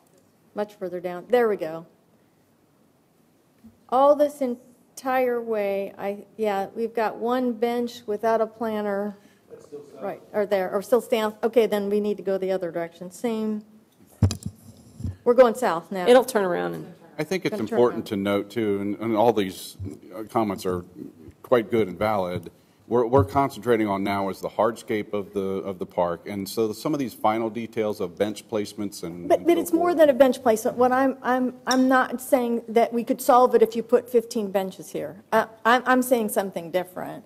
That to create less of stretches and more of I'm walking along and there's a little inlet, if you will, to a cozy area, or there's a different change in feel. It feels the same all the way down, and I don't think a placement of a I think I bench understand your necessarily. point. Do you know what I'm saying? Yep, now I do. Okay, so And that the removing of some of the cement and the creating some of the change in personality along the way. I totally understand that. That's what I mean by that. I think you get a very different feel, and I think you get invitations for people to come to the park and explore it in a different way each time. It's not all the same. It creates, today I want to go sit in this park because this is what it feels like to me today, or that. And I think Chris made a statement. She said, respite from, I'm not going to get this right, from an urban setting. What makes great parks, I think, and is to create respites from everything that's around it. And I'm not sure we've yet captured enough of those respite points in this great park to really maximize. And before we lay all that foundation down, I think some thinking about how to do that would create that respite and that relief. And I think it would be fantastic. So much of this is there. I just think we've got too much of the sameness. I don't know if I'm articulating that. Yeah, I think what she's saying, I think we brought this up last time, and you know, the way the bench is lined up across from Waterfall for that one big space, I think that works pretty well as you move through that space and you're sitting and you're facing the waterfall. But I think what Kathy's saying, and I agree with this, and a lot of these designs that we've done along riverfronts, whether we're in Milwaukee or in Columbus, you see these elongated walking paths that intersect and move crisscross. And what I think she's saying is, where's the node? So if you back this thing back up and you're looking at the two trails coming down and you back this video back up, do you create some interesting subspaces? And I think that's what they're all asking for. And there's plenty of places to do that where we could have those subspaces where you would sit, like, see this, okay, as you're entering this space and you're coming up from the other road, you excavate out the area, put in some hard surface, landscape it, you got a place to sit with your kids to talk or to read a book. And I think what they're articulating in landscape architecture terms are, instead of this, you know, and we got to have the park's perfect. I mean, don't get me wrong with its layout and how the circulation works. But I think what they're trying to say is, can we have some subspaces in the park, you know, where you can go it's broken. And then she, of course, sent some pictures from just coming back from Europe that were really beautiful. And, you know, and I realize that, you know, we're in a conceptual and not to fine detail, and then over the next 20 years, styles change, and so will we, and so will this park. But I think what they're trying to say is, can we break some of these areas up, not your major areas, not the field area, which I totally get, and, you know, people sitting out there maybe playing soccer or something, and they're going to sit along that retaining wall. It all makes perfect sense in the food trucks. But like in this area right now that we're looking at, as you go up this space and some of the other spaces, could we create some subspaces that are interesting landscape-wise and interesting spaces for humans to be in, and scale that's human, you know, that you can relate to other 3 people, 9 people, 12 people would sit in that space. So I think what they're saying is, can we incorporate into this design some of those kind of subspaces? Yes, I understand what you're saying, and we can certainly I was reading an article about outdoor living and outdoor space, and the number one overriding consideration that they suggested was you have to define your space. You have to define a distinct area. You can't just have it be all of that over there. And when you see this, with the video is fantastic, by the way. Your ability to create this is really amazing. What makes this such a special park is not that view. I mean, that's a special view.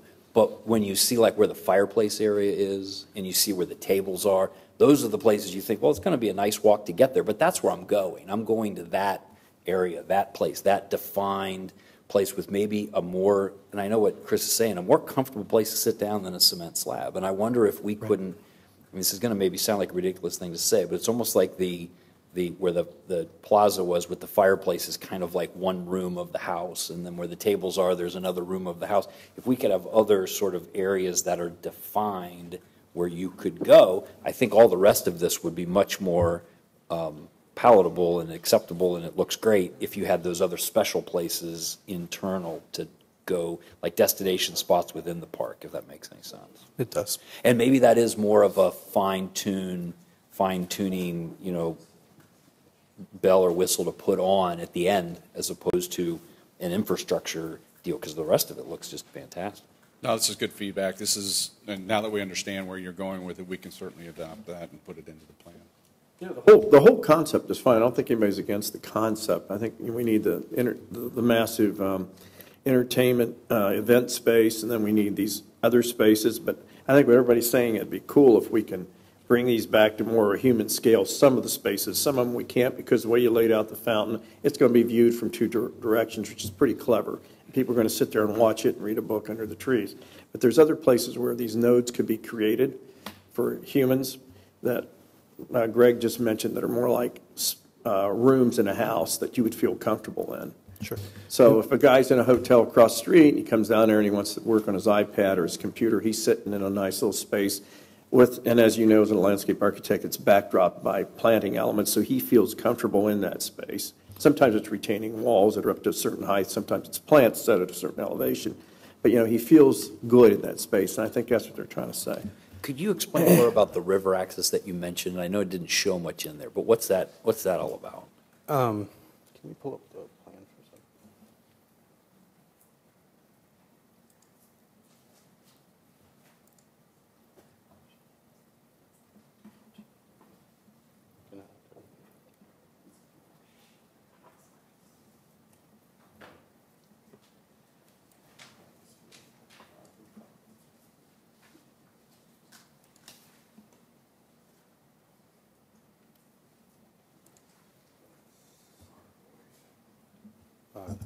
Yes, sir. So on this slide, here, just beyond that mid overlook is that bump that's sticking out.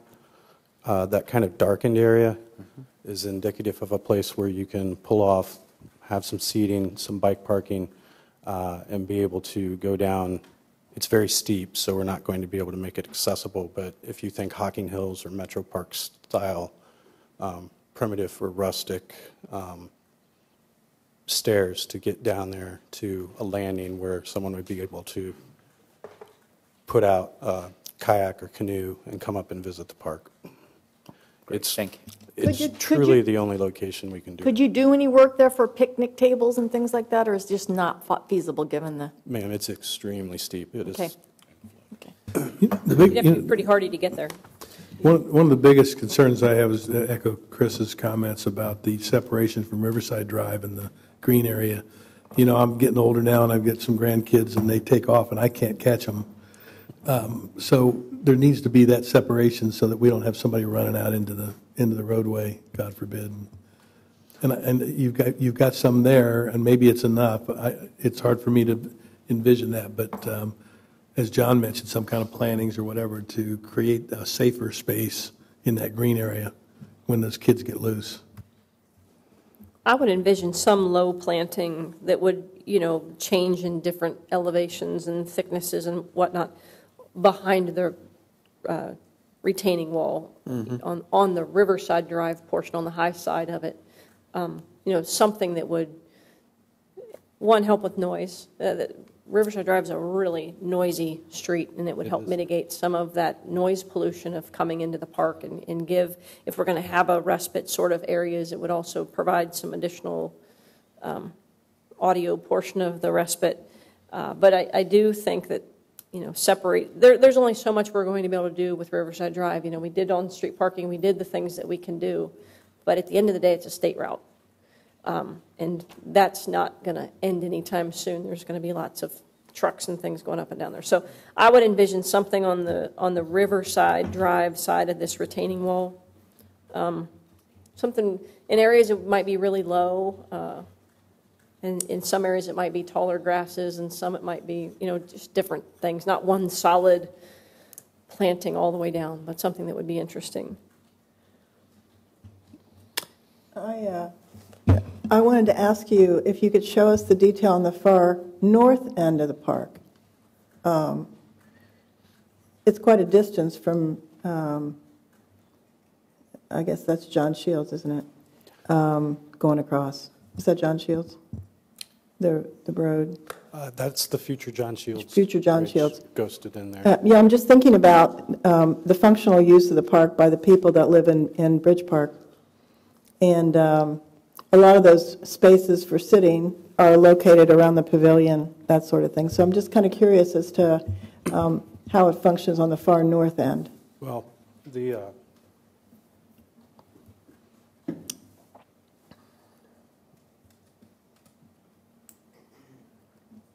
approved master plan assumes a future phase when John Shields Parkway comes online, which extends the pedestrian tunnel by about 40 feet to meet where the anticipated bridge abutment will be at that time.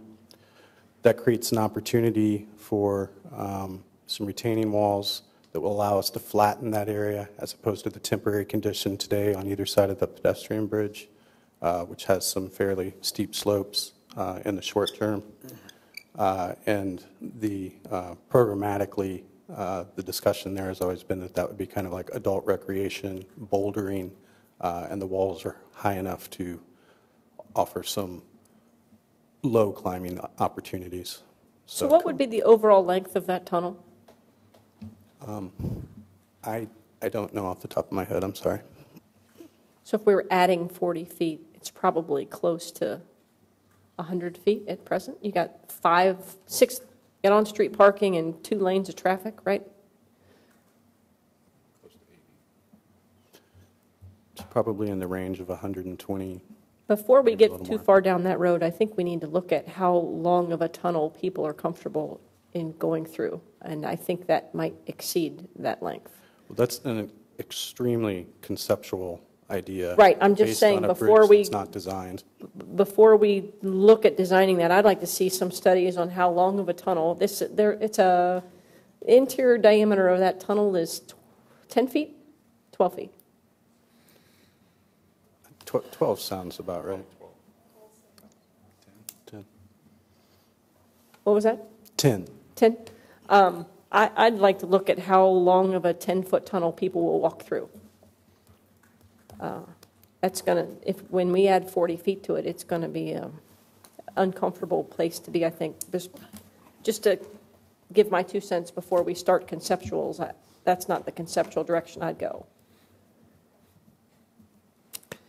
The other comment, I don't know if you guys, you have a couple overlooks for the river, which is really cool. And I don't know if you've really had time yet to sit down or walk through this and think about trimming. You know, we got a lot of honeysuckles and brush there, which is really rather unattractive. And we have some real stately London plane trees that are white and are ancient. And I just wonder if there's any more view sheds we could create for the visitors using this park, you know, to capture some of the good views through the trees and into the water and onto the other side. And I know you guys incorporated these in here, and I didn't know if there was any other ones you've thought about or looked at. I think there's certainly opportunities, to do that. I think that our position right now is that we wanted to deal with dead or invasive species, the honeysuckle issue on what I'll call the bench, for lack of a better word, where it's feasible to remove it without compromising the slope, so that would open up that understory, so that generally I think you would get better views. And then I think that there's an opportunity at any time in the future, probably, you know, when this phase is constructed, to look at that as a group, anyone who would want to weigh in on that. Oh, out goes the honeysuckles and in comes the sumacs, which will do a good job tying up the ground. Okay. On the planting? Talk about whatever you want to talk about. Yeah, about opening up the views. Yeah. On the respite areas that we talked about, and I think you added them, I think they're the number 6s, is that correct? Is that the areas that you included respite? Is that where the change was? Yes. Okay. Originally, I think I was also, I have to agree with John, when it comes to, when I think of how I personally would use it, and then also if I were in the office, I might take a sandwich and go find a nice quiet place that has an intimate feel that kind of wraps around me, that makes me feel like I just got out of the office. Or if I were bringing my kids, I know that I'd never get them to settle and have a quiet time of conversation if they were just sitting along a long block. So if you do put respite there, I guess for me, I would like that to be differentiated by a different kind of material. One of the things I loved about what you did downtown is those pergolas with the benches. I'm not suggesting you do that here, but it draws you to that spot because it says, I'm a little different. I walked that with my kids down in Columbus, and what I found was when I was in the long areas, the walking areas in the concrete, all you wanted to do is just move through it. You just wanted to keep on going because it drew you there. But when you got up to a place where there was this intimate planning or a place to sit, it made you stop and sit a while. And I think that's where the balance I feel is missing here, is that we have a lot of the long spaces and a lot of the hardscapes, but we don't have those places that say to you, come on and sit down here for a minute and take a break. So I would suggest, especially when you sent those pictures of a piece of artwork or a tree that was carved into a figure, and maybe that's hidden underneath a little trove of trees that's far out in the park that maybe you wouldn't necessarily go to, but that little surprise bit of carving or a face on a tree that is stuck there would draw you there to have a seat or put a blanket down. I mean, the park has great flexibility for major events. I think what I'm missing here is it has very little flexibility for intimate events. Even those swinging benches that are down along the river. Yeah, are they're really wonderful. Cool. Yeah, you see Plantings people- around them. Yeah, so I think sitting that's there constantly. I think that's what I'm missing here. I'm missing the sense of where 1 to 5 people could go quietly and find a spot. Like, where's the spot going to be? Like, I hope that spot, I hope nobody's That sitting spot there. is not Hope taken. somebody's I not hope that sitting spot, there. I haven't seen anything that says, I hope there isn't anybody there. Yeah, The exactly. park she's referring to is I was in Cardiff, Wales, and in Cardiff Town Centre, very busy. It's probably one of the most fantastic parks. We just happened to spend a little time in when we were there recently. And to that very point, there were areas where there were people having picnics. There were areas where people were just enjoying books. There were areas where the kids were. And we watched as an Uber Eats bicycle came up and brought somebody a picnic on the park because they didn't want to leave their spot to go get something to eat. It was really cool. And they had carvings where they had taken trees that had come upon a hard way and carved something out of them or whatever. And they just made the most interesting places to stop and have a conversation. There was no signage there. You could make up any story. Maybe if you live in Cardiff or Wales, maybe you know the story, but I didn't. But it was just these, every time you turn, there seemed to be something else to discover and rest and enjoy. And we can do that. This park is big enough to do that. I have a couple other questions about other spaces and other topics. On the abutment, you could see that on the video where it projects out from the retaining wall. It does. And it looked like it was 18 inches, 2 feet, something along those lines? I think it's 12. Inches? Yes. Okay. Why is that abutment going to project out past the retaining wall? The abutment's set by the bridge project, Mm-hmm. and it has two things. We were differentiating it with cut stone, and we wanted to be able to return that so that there wasn't kind of an awkward relationship between cut stone on one face and rubble stone on the next. So that's kind of a constructability issue. But also we wanted to pull the adjacent walls back to the extent we could without making that project just ridiculously far out to open that somewhat narrow space up a bit. And what's the rationale behind different materials? Because they'll both essentially be a poured concrete face that we're adhering to. The abutment is a poured concrete face that the cut limestone would be adhered to, correct? And the retaining walls will be a poured concrete retaining wall. That's correct. Help me understand why we want to differentiate those two pieces. I was kind of thinking about drawing the least amount of attention to them, and I was hoping that maybe we had some, small turf area before where the concrete sidewalk met the retaining wall, that we could maybe do some ivy or some things that might ultimately grow over some of that and soften it even more. There is space on either side of the abutment to introduce vines that could go up the walls. This is an updated version of the east elevation that's in your packet. These images we've basically been sharing since master plan level, where we're proposing similar to this middle image where, like you see with a lot of old buildings, we're emphasizing the architectural detail with some relief and some cut stone contrasted with rubble stone. And I get that around doors and openings and things like that. I just didn't quite understand why we would want to, like, it's a beautiful archway here and totally appropriate to draw attention to that opening. I didn't know why we would want to draw attention to the bottom of the abutment. The abutment is a pretty robust architectural feature that the bridge is landing on, a very contemporary bridge. So to our minds, that was appropriate.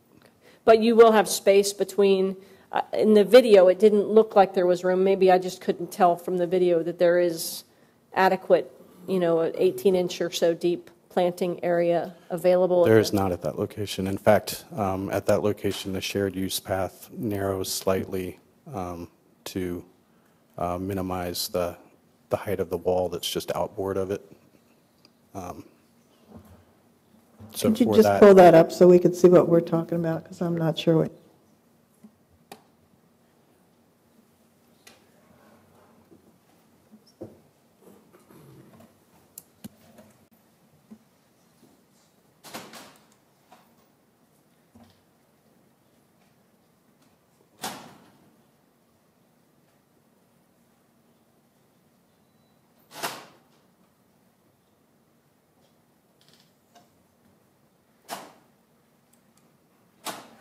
So here, for instance, there's lots of opportunity to introduce a climbing plant material if we want to.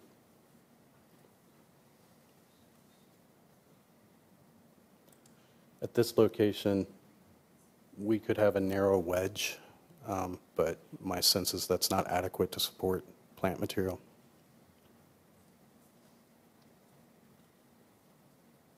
And then it begins to open up again with the radius of the wall as we turn the corner.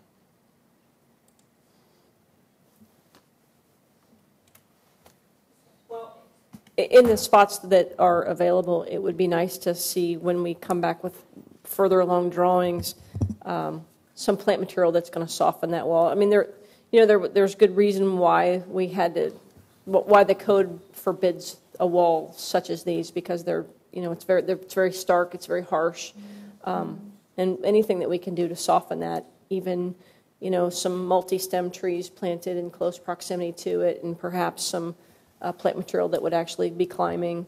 Since we have, yeah, that's you have the what's that? That's the 14-foot wall there that you see adjacent to that sidewalk, but then you have a 10-foot wall. It's varying in height. It's 10 foot at its its highest height. It varies from like 4 feet just with the existing grade. I agree with you, though, and as I was watching this myself. I like the cut limestone here around that opening. That would be a neat space for that kind of treatment to draw attention to that, because it's an entryway. We're of the same thinking here, where we were breaking it up a bit with some multi-stems and things like that, and as I was watching, I realized that we really needed to carry that to the other side. The model's actually been a pretty powerful design tool, just where we're making some of those decisions and things as we're looking at it in somewhat real time.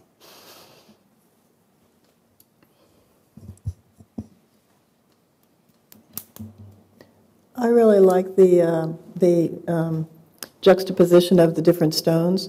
My concern is that it's very difficult to know what this stone looks like compared to some of the old aged stone that you find in around Dublin. The limestone, I love the limestone, the cut limestone around the arches. I think that speaks to Dublin. I just would hope that as you pick the stone material for the face of these, that it harkens back to some of the old wonderful walls that we have historically, that kind of a texture, that kind of a look that is not contemporary and doesn't speak to the place, this place. The stone comes from this river you are sitting on top of. So I would want it to be stone that comes from Utah or something. The Olin quarry runs all the way from South Columbus by like Anderson Concrete all the way into Delaware. It's been quarried here for like 200 years. It's a massive seam. That's what almost all the historic architecture in Dublin is built out of, and that's what we've specified on the west side. There's a number of finishes you can apply to cut stone, like bush hammering. For instance, if you think of some of the historic churches in downtown Columbus, like the old ones, you'll see like the pebbled look. It's where someone's actually striking it to give it a patina, if you will. Your limestone capping, that'll probably be an Indiana limestone, though, wouldn't it? You wouldn't use that. You wouldn't use our limestone for capping material and coping. I don't think it would hold up for that purpose. Well, no, it's commonly used for coping. In fact, it's the most widely used. But we actually specified a gray limestone, an Ohio limestone, for sort of the reasons that the council member mentioned. For the capping stone as well? Mm-hmm.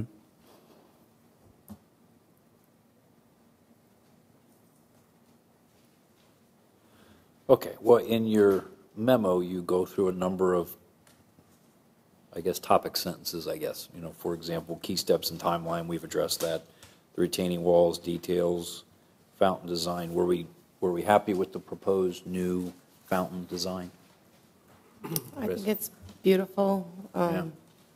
It looks really nice. It seems that it is accessible to everyone who'd want to use it. So I feel like, to a summary of what's been discussed, I think softening of the bridge abutment would be really helpful. As you're going through the video, you feel very enclosed, and if I'm feeling enclosed in the video, I'm going to feel enclosed when I'm going up the path. I actually really like the seating in the retaining wall along Riverside Drive. Not that I think that that's where people are going to go for respite, but because I think when events are held, people are going to use those for seating. So I'm very fine with that. I really like the idea of providing additional separation between the parked cars along Riverside Drive and the retaining wall. I think that makes really good sense. So I think that's something that should be considered. I really love the idea of having these little rooms, if you will, of pockets to go. I couldn't agree more that in going through this, it's beautiful, but it's like, where's the spot where I want to make sure that I get there before someone else gets there? And that's the piece that's missing. Although I think the pavilion is really nice, I love the fireplace. There's a lot of wonderful things about this design. So I think if you take some of these common threads that we've identified and address them in bringing them back, I think it'll go very well. And the video tool is an amazing tool to help you really visualize what's happening. It is. So thank you for doing that. I think it helped me to visualize things better, and it's helped me. I think for me anyway, it's helped me to listen to this conversation and really understand where all of you are coming from, which I think is really important. This is a big, beautiful jewel for our city that has to be right. So. Okay, good. One thing that we didn't cover, and I know you said you made some updates too, and that was the lighting on the pavilion. Can you share with what is different about that? Because I know we were, and again, this is a daytime rendering, so I know we had some nighttime shots last time, and it was fairly intense, we thought, so I don't know what you've done on that. Yeah, we discussed this topic at length to make sure we understood the ambient nature of the lighting versus to the point that Councilmember Ambrose Grims brought up about how a very bright light at night could actually make things darker around, can feel darker. So we we discussed this at length. We've made an attempt in trying to render what we anticipate this lighting to be, but staff feels confident with the nature of the design, the intent of the design. Whether we can capture that in a rendering or not, I don't know if this does that for you, but it is intended for an ambient lighting, and staff recommends that it stay that way. It just wasn't rendered correctly. in our opinion. There's tree up lighting, there's other landscape, is there a much tree up lighting throughout the plaza, that kind of thing, or no? Within the plaza, my recommendation or opinion would be that it would be desirable and beneficial to uplight all the trees with 2 lights per tree. You typically get the best illumination and least glare. There'll be recessed lighting in like the cheek walls of the stairs. Obviously, anywhere there's a safety concern like that, built into the retaining walls along the lamp or ramp. And then there's the curved lights that you saw in the video that kind of are unique to the lower plaza and kind of hug the perimeter of that.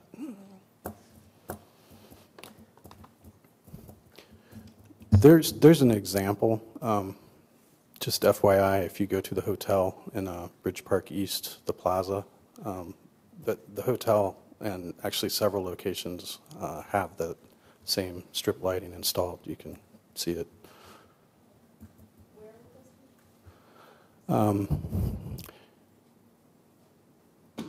Across from RAM, there's a little plaza that has some of it in it. The plaza in the hotel that has the Tivoli lighting hung over it. If you look at the facade of the hotel, there's also vertical strip lighting in that.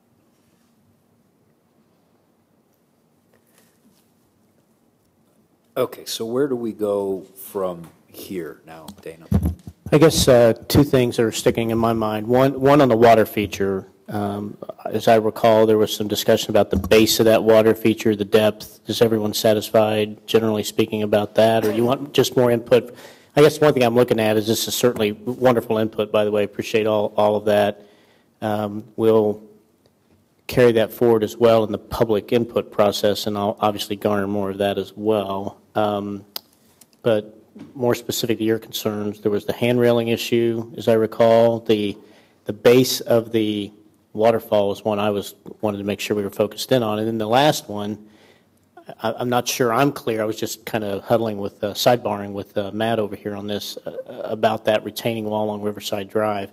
You know, I got that you want it buffered, maybe some plantings or something between that and Riverside Drive. We don't want people to ride their bikes off the steps, or as I would be concerned about the 2 or 3-year-old, running and face planting off of that thing scares me to death. But that is even more helpful, I think, probably with the step or the seating. But it's next to an active space. We want to take advantage of maybe 2-tiered seating next to that, as well as people bringing chairs. And I'm not sure. I just want to make sure that we're hearing you in terms of where y'all want to go with that. I get all the points. I'm just not sure. I think some of the seating is great. It's the 100 feet long Break it bench up a little bit type that of thing. Okay. isn't. Got it. If you could even put more staircases through there and do plantings or something that softens, Okay. Now just that to makes break sense. it up Yep. visually, it's the magnitude. That's And great. it'll stop I was the hearing not- bicycling thing too, or. That Okay. incline Yeah. that's Yeah. concerning to me. No, I got it. Yeah, I understand what you're saying. And there could be a way to sort of barrier that off as well. We'll let the professionals take a look at that. So I just wanted to make sure I was tuned into those comments. And yet, Dana, there has to be enough seating that if people are playing soccer there and their kids, you can sit down and enjoy it Yeah. and watch Yeah. it play, because you got a Yeah. huge open field. And you don't want to walk a long distance to go down it, or, I've got that. Maybe Yeah. go 20, Yeah. 20 feet, 30 feet, something like that, and then you put something of interest. Maybe some cases it's a staircase, maybe in other cases it's something else that none of us have thought of yet. I think the takeaway points are that I think that when you go across it, the fountain area is really interesting and all that's well done, and that your pedestrian traffic route is really well executed. I think covers the park up and down. I think what I got from my peers was that they'd like to see some more nodes and specialty spots. That's missing. Those spots could also have sculpture or something else in them in time, or there's something to see as you're moving through the spaces, those long lineal walks you got. Sometimes even when you're downtown and you're walking the one you guys did down in Columbus, it's just a lot of walking and not a lot of broken up interest. But I get the idea of the scope of it all and the vastness of it all. But I think what they're saying, since this park's more intimate, and I think the best words were saying, And this is really a real interesting challenge is, where's those special spots? And two people have mentioned that you're just really dying to get sight of, grab your book or take your kids or change the diapers of your kids in or something like that. And Well, it's hard to appreciate, too, when you watch it on the video. It's pretty long distance in some of those walks, so you could really take advantage of that distance. So totally get that. So I think we hear you loud and clear. I don't know if there's something else. With respect to the waterfall, it certainly looks remarkably improved. We didn't get the detailed drawings that we got last time, and that's maybe the good news. But I think you know what it is that we were looking for, and he seemed to articulate that that was met. Okay. And then back to the waterfall issue, the slope 3 to 1, we've had these issues again, where every foot of vertical slope, generally 3 foot of horizontal, keep the water from splashing out, because it's a huge problem for us to do the automatic refill on all our ponds. And we had a couple that we've built, and we've hired consultants where they never got it right. So we're constantly refilling the ponds. And making sure that base elevation, or that for the actual drop of the water is correct related to the vertical height. I did check with my fountain consultant, although I haven't brought him on board for any detailed drawings at this point because the scope was still pretty ambiguous. It's getting clearer now, but I did check with him on that. The intent, although it doesn't, we maybe didn't illustrate it well, was to put a slight batter on that. And if you put a slight batter on it, that reduces that to 1.5 feet per foot. So that's somewhat the basis of what we're showing in the model. So you're also working on the adhesion principle, right? So that and that also, cuts out your also to give us a little bit of an opportunity to give it some texture. Okay. Okay, so you got what you need? I think we're good. And then, so, thank you. I'm sorry. Go ahead. Oh, go ahead. Procedural type question. Before citizen input, what do you think you might be able to incorporate in the... From these comments? Yes, from these comments to create what we're going to ask the public to weigh in on. Are you anticipating to see those, or are you anticipating us incorporating them into the drawings for the public to see? No, I was talking about for the public session on the 11th. I think we For can the render, public to see. we can take this input and we will add it Okay, into the 'cause- renderings, and we will actually discuss some of these options. I was going to say, it might be interesting to just generally lay that out as an idea and say, where do you think these places should go and look like, and kind of keep it a little open-ended and see what you come up with. Could be To another. give some of that input as well as to where Could be some of another those cool approach. spaces So maybe could be. do some for illustration so that we get Some ideas and what say, we're what do you- talking yeah. about here. But I just wanted not to show necessarily this and not incorporate some of that. And I don't know, because there's just been some evolution. It's a procedural question. But you're spot on. I mean, the whole idea was to get your feedback so we can incorporate those things before we go to the public. So, yeah, absolutely. I have Okay, just so one that- more. Sorry, Go ahead. I'll be the last. Okay. On the lookouts over the river, just throwing this out as a thought. I see those lookouts being used a lot with kids, and I'm sure a lot of people will use them, but there's a lot of history along that riverfront. And you're going to get the view of the bridge, you're going to get a view of Old Dublin. And I'm just wondering if, and somehow when you take a look at the final concept of those, whether or not there's an opportunity for a bronze plaque or something, so that as you stood there and you looked out, it would say to you, the old Dublin Bridge was built in such and such a time, or this is a flyway for migratory birds, keep your eyes open. Yeah. Something that just draws you to go to the lookout, and then as you're there, kind of leads you to look at something. I'm just thinking it's a more inviting way to move to the lookout for a reason.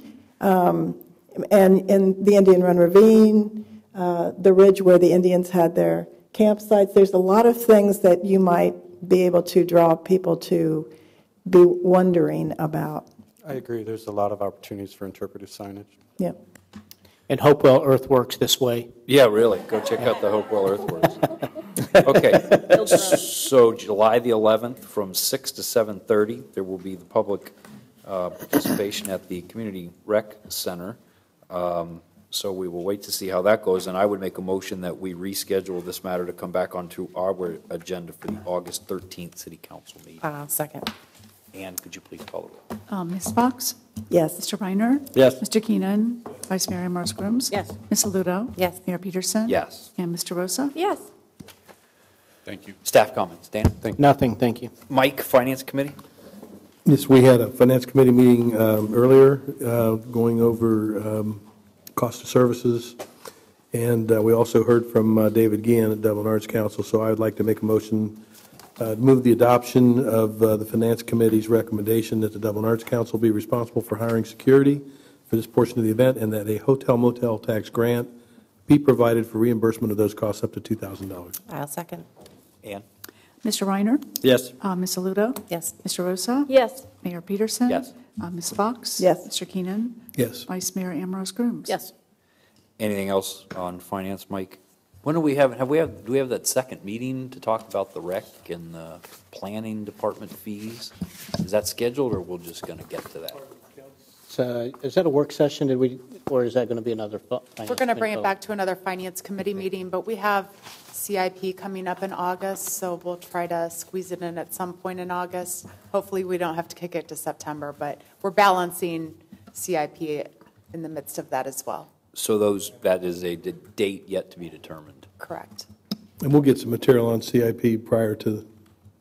Yeah, actually, in your packet for next Monday, you will have a list of all of the projects that staff has requested. So no cuts have been made, just the comprehensive listing. And like years past, we are asking for, if there's a project that council doesn't see on that listing, we would appreciate feedback on that, so that as we sit down and as a team In August, propose the CIP, we can make sure that it's included. Yeah, it's probably one of the funnest things we do, is CIP, in my opinion anyway, so thank you. Anything else from finance, Mike? P&Z, Jane?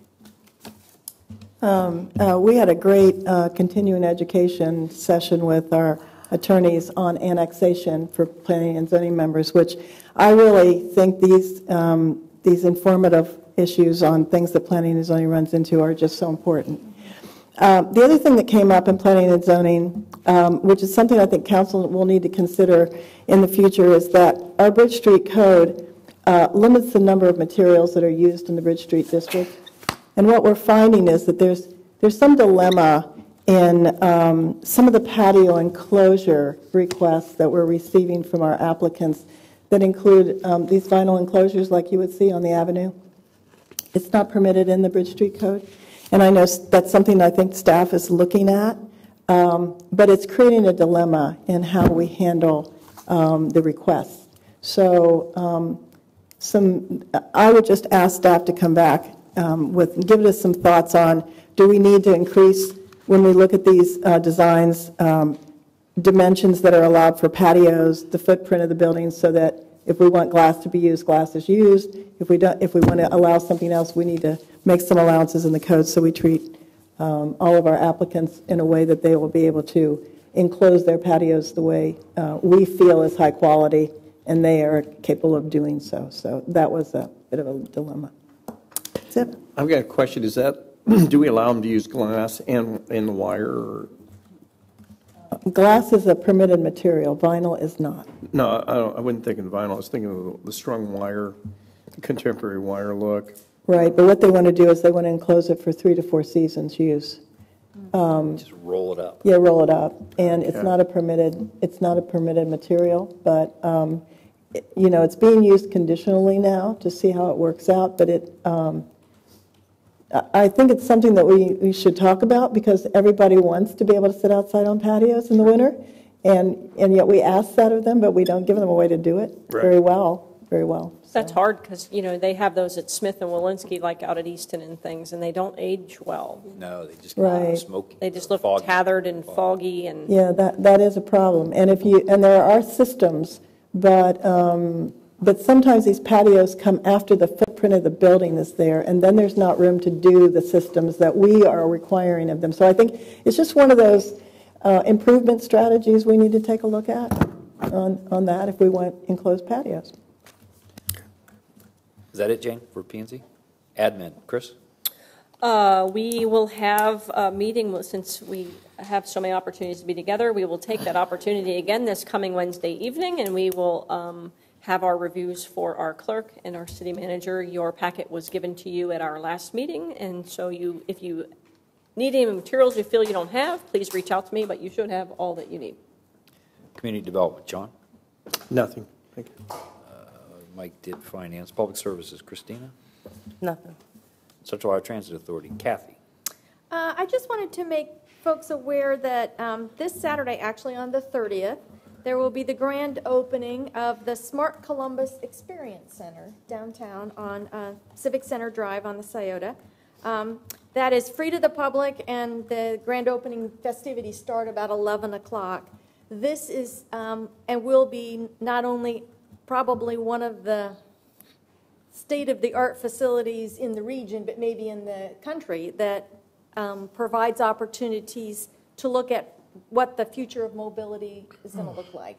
So I don't know much more. There isn't much more unveiled about what we'll see at this grand opening, other than there's a really terrific list of participants in there. And I'll talk a little bit about the Smart 33 corridor in a minute, and really what's happening here along our corridor and its involvement in that. But there's going to be food, music, entertainment, and there are going to be raffles. I bet there'll be free rides given away and something. I don't know what it is. But it really is an opportunity. Transportation is really about mobility, and I know we've talked a fair bit about that here, but it'll be a wonderful facility. So I just wanted to make folks aware of that, and if you can, it could be an interesting event. I will be there. Thank you, Kathy. Dublin Community Foundation, Chris? They're moving right along. They've issued some grants, and they're going to participate in the parade to try to spread their brand throughout the community. So they're working hard. Dublin Friendship, thanks, Chris. Dublin Friendship Association, Christina? Nothing right now. Mid-Ohio Regional Planning Commission, Chris? There'll be a meeting tomorrow with, oddly enough, the topic is placemaking, which we just spent quite a bit of time talking about in our park, is making places that people want to be, in executive meeting this coming Thursday. Logan Union Champaign County Regional Planning Commission, Kathy? Nothing to report. US 33 Innovation Corridor Group? Great, yes. We met on the 15th, and as I mentioned earlier, there's just so much activity on smart mobility. I would say, one of the real challenges, just I can say from my perspective, is just keep up with all the different initiatives and figuring out how they interact with each other and where they are, and because a lot is happening fast. And as we know, a lot of it is happening up in the corridor.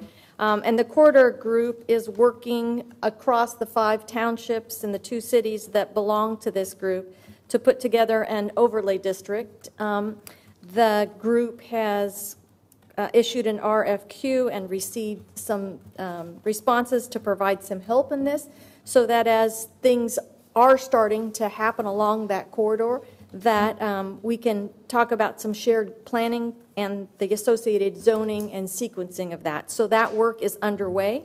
One of the other things, as I talked about the Smart Columbus Experience Center, the Smart 33 corridor will have activities and displays in that as well. TBD, I think. That's still a little early. Dana, maybe if you want to add any more to that. But that will be part of it, as well as marketing and branding, so that we make sure, as all of this evolves so quickly, that the corridor here really is center and instrumental to not only the activities, but the mind share as well. So I don't know if you wanted to add anything more to that. I would only add that the corridor, the COG, will have some presence in the Experience Center. It'll be relatively minimal to start. It'll grow over time. The COG is working on a collective branding, marketing type of approach. The COG board will review that in July based on a recommendation of the executive committee. And then the U.S. grant, the folks that are managing the grant for the COG have branded that U.S. grant, and that's got its own brand to it. So I committed to Councilmember DeRosa that I would provide you a sort of all things corridor smart city stuff that's going on that we're involved with, and give you a good picture of how all these pieces. I think we all are finally figuring out all these pieces and parts and moving parts that are kind of starting to gel and come together after this couple of years of working this stuff. So, Thank you, Dana. Dublin Arts Council, John. I want to thank you for the vote, by the way, for the Tibetan exhibit at the Arts Council, or the bread thing. Let's hope that Tibetan culture survives the Chinese invasion. I think we all got to do our part to preserve their culture. Just want to say something else on the Sundays at the Scioto. I don't know if you realize this, but the entire staff turns out every week with a bucket, and you can volunteer to go help them, by the way, and go through the crowd. And I just did an analysis, and they had about 680 people for the previous week. And it ends up being about $2 a head actually donate to support the arts. Are so pleased with that thing. So it's very interesting. And it looked like, I think there was about 600 again, and 80, 90 people again last weekend. So they're sort of out huckstering, you might say, panhandling their own crowd to help raise money. But it's cool that the staff actually all turns out, including their head guy, and just amazing. Dave's right there with them all. Good for them. Thanks, John. Board of Education, Christina? Nothing. Our meeting got canceled, but Todd and I are meeting Friday. Dana, I didn't know if you wanted to come. I'm glad that I have such an impact on your. I will try to be there. Mrs. McDaniel has me leaving town a little early Friday, but if you I give me am the not time, going I to will usurp try Mrs. to do that. McDaniel. She takes precedence. Washington Township. Mr. Richter, welcome, as always. You know, I shared at the last council meeting that we had an opportunity at the tournament to have a really fantastic, enjoyable conversation, and I'm really looking forward to, now that you are running the show, working with you and getting everybody's concerns addressed. There's no problem that is not solvable. So, thank you, Eric. Council Roundtable, Jane.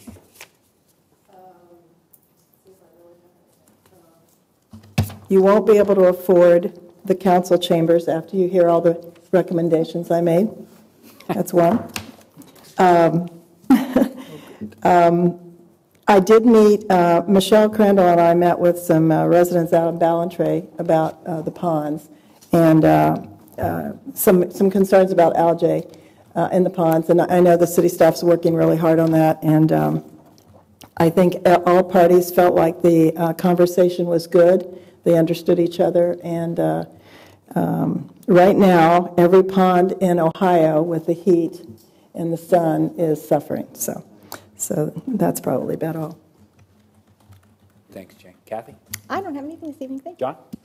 I guess I understood that we're going to back Tom Holton, aren't we, Dana, on that $500 to have those videos protected from our early. Oh, yes, absolutely. In fact, we've already. So we don't have to vote for that, really, do we? No, I don't think, no. Okay. And we've got him already connected with Lisa, who's going to help him over at records retention and all that to make sure all that stuff is stored properly. And he and I shared emails. I think I copied you on it about posting that and working with our public information folks to figure out how to push it out to the extent that they want to do that. So happy to do it. Okay, thank you. And then I think we should all do a shout out to Megan O'Callahan, who is having the wire for the bridge created in Germany, or no, designed in Germany, right? And created in Italy. Then it goes to approval over to California, then back to New York to the headquarters. And it's a pretty amazing project, but I don't know if we've taken the time to really take a good look at that bridge and see what it really is. And I think it could be described as fine, beautiful, delicate, graceful, ethereal. I mean, it's a total piece of art. I just didn't imagine it being that thin and light and airy like a sculpture that it really turned out to be. I expected more mass in it, and the thing is a total piece of art. And when you line up your viewing site, you see the curve come around and it bends and then goes through the eye of the needle. That thing is going to be one of the most amazing pieces of architecture in this entire region when it's done. So I know it's, and I know you're right on track, and there's 2 or 3 other things I didn't mention where you're trying to coordinate all these different things as they're coming in and made from different parts of the world and coming into our city. And it's just got to be a mind-boggling project to get that thing put together. But I'm glad we added the extra 30 feet back. When I'm looking at it, just the way it just rises up out of the water, it's just an amazing piece of sculpture. I don't know if people have had taken time to really look at it, and they should all stop and see it. It just... John, she'll take you up to the top. Yeah, I know she will. Yeah, so anyway, so, kudos to you. Yeah, this part of your retreat is team building, so I would advise you to, we did it, I would advise you to. We're going to repel off the top of it. But, really, so, each of our staff members do wonderful things, and I just wanted to point that out, that, you're right, right in the middle of a really, really complex thing that I don't think I've ever seen built anywhere around here. So trying to manage that mess has got to be a nightmare, so thank you, on behalf of all of us. Thanks, John. Mike? John, thank you for taking us to Germany again. I thought we were going to get through a whole meeting. I did. It's called Europe. I did, by the way, respond to your request on the video and certainly was supportive of it. Your emails kept bouncing back, and I don't think it must have been another email address, but nevertheless, it's good to go. Great. Christina? Thanks, Mike. So I had an opportunity to go to the last Aging in Place community conversation. I couldn't stay for the whole thing because I had to go do my real job, but the room was packed. It was packed, and it was great. People seemed really excited to have the conversation, so thanks to Michelle and to Christine Nardecki for putting that together. Really appreciate it. And then I have a question. Last week, after all that rain that we had, was there a backup off of Carnoustie? I don't know if it was on Dumfries or the next street over. We had city crews out there pumping, and We do when we get significant rain, there is an area that we do a pump over on, so we're always at the ready for when that happens. We have flow monitors and stuff in that particular manhole, so when it gets to that level, it's all hands on deck, and crew goes out and pumps it over, so we don't have an overflow. And that did it go okay? It did, yeah. Okay. Yeah. Thanks. That's all. Chris? On the 16th, the Asian Pacific Islander folks had their statewide meeting at our rec center, and it was very well attended, and I had the opportunity to do the welcome there, and it was their government affairs branch, and it was just really exciting to see the things that they're doing, and it was thrilling to have them, their statewide meeting right here in Dublin. So just thanks to them for putting that together. And also wanted to congratulate the folks at Peak Human Performance. They did a new ribbon cutting yesterday, and just in our commitment to health and wellness, just another company that among many in our community that are doing great things to help people be as physically fit as they possibly can. Thanks, Chris. Just two quick things. And I know this bridge resurfacing was a big headache that you guys adjusted to, Dana. Is that back open tomorrow morning, you're assuming? So everybody was holding their breath at 5:30 when everyone was trying to get somewhere, but we're through the worst of it now, right? We're good to go tomorrow. And I just wanted to thank staff and Dana and all your folks for the work session we had last Wednesday night. I thought it was particularly effective and efficient. I thought we talked through a lot of challenging issues and came to some pretty good resolutions, so I really appreciate what we were able to accomplish in pretty short order last Wednesday night. Now, unfortunately, I make a motion we adjourn to executive session to discuss personnel matters related to the employment of a public employee, purchase of land for public purpose, and conference with the attorney for the public body concerning disputes involving the public body that are the subject of pending or imminent court action. Is there a second? I'll second. Ann? Vice Mayor Ambrose Grooms? Yes. Mr. Rosa? Yes. Ms. Fox? Mr. Weiner? Yes. Mayor Peterson? Yes. Mr. Keenan? And Ms. Oludo? Yes.